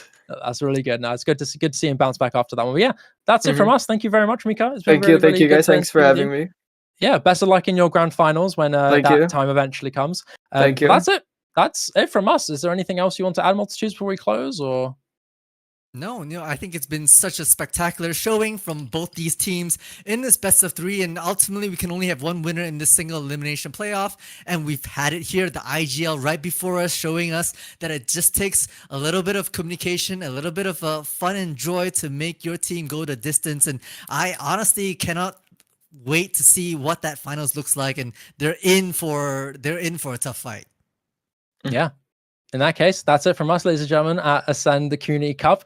We've got more action coming up for you tomorrow to decide our final grand finalist to face Mika and his very scary looking team after what we've just seen today. So until then, maybe grab a snack, maybe cool down a little bit for today, but tomorrow be ready at the same time as we have done today. Thank you so much for watching. I've been Shiva, during Multitudes. Thank you to the production. Thank you to Mika for coming on the interview. Congratulations to Retirement Squad for winning, and we'll see you guys tomorrow for the next match. Take care, everyone. Yeah.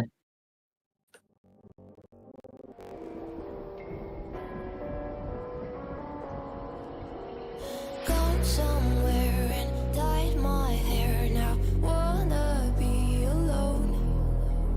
It's much to bear and you don't care, and I won't play alone. I got you in my sight. I keep all the words you said to me. I get you on your knees. Rewrite all the things you said that I should be.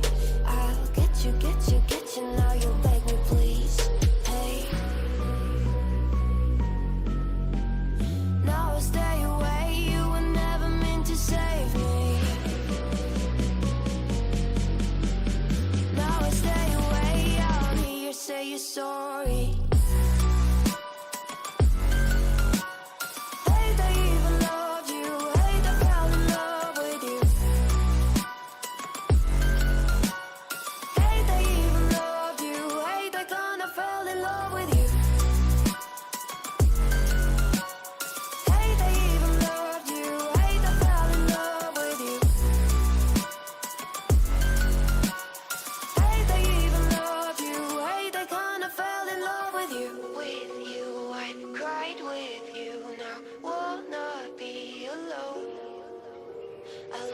for you, I tried for you. You wouldn't play alone. I got you in my sight. I keep all the words you said to me. I get you, get you, get you, get you on your knees. Rewrite all the things you said that I should be. I'll get you, get you, get you. Now you'll beg me, please. Hey. Now I stay away. You were never meant to save me. Now I stay away. I don't hear you say you're sorry. Hate I even loved you. Hate I fell in love with you. Hate I even loved you. Hate I kinda fell in love with you. Hate I even loved you. Hate I fell in love with you. Hate I even loved you. Hate I kinda fell in love with you.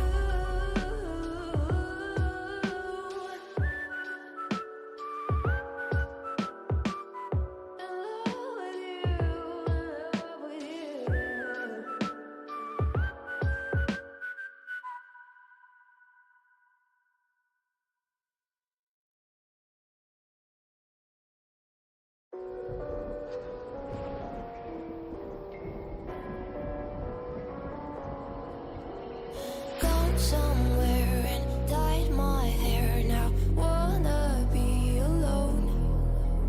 It's much to bear and you don't care, and I won't play alone. I got you in my sight. I keep all the words you said to me. I get you, get you, get you, get you on your knees. Rewrite all the things you said that I should be. I'll get you, get you, get you. Now you'll beg me, please. Hey. Now I stay away. You were never meant to save me. Now I stay away. I don't hear you say you're sorry. Hate I even loved you. Hate I fell in love with you. Hate I even loved you. Hate I kinda fell in love with you. Hate I even loved you. Hate I fell in love with you.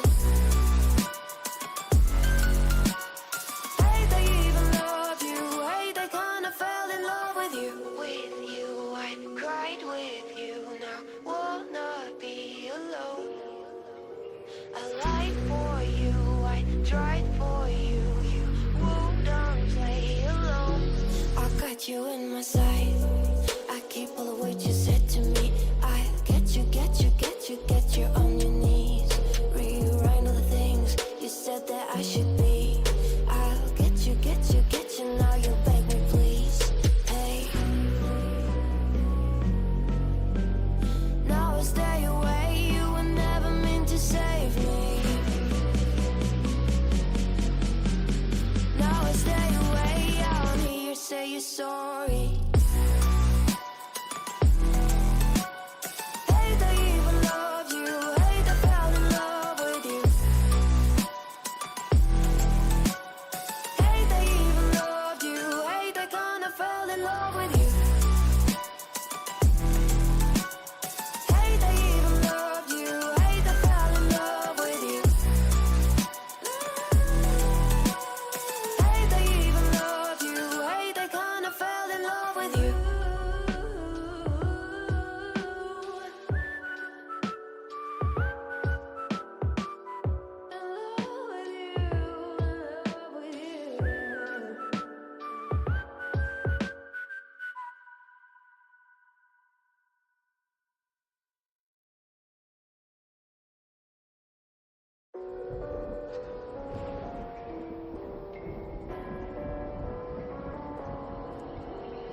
Gone somewhere and dyed my hair. Now wanna be alone.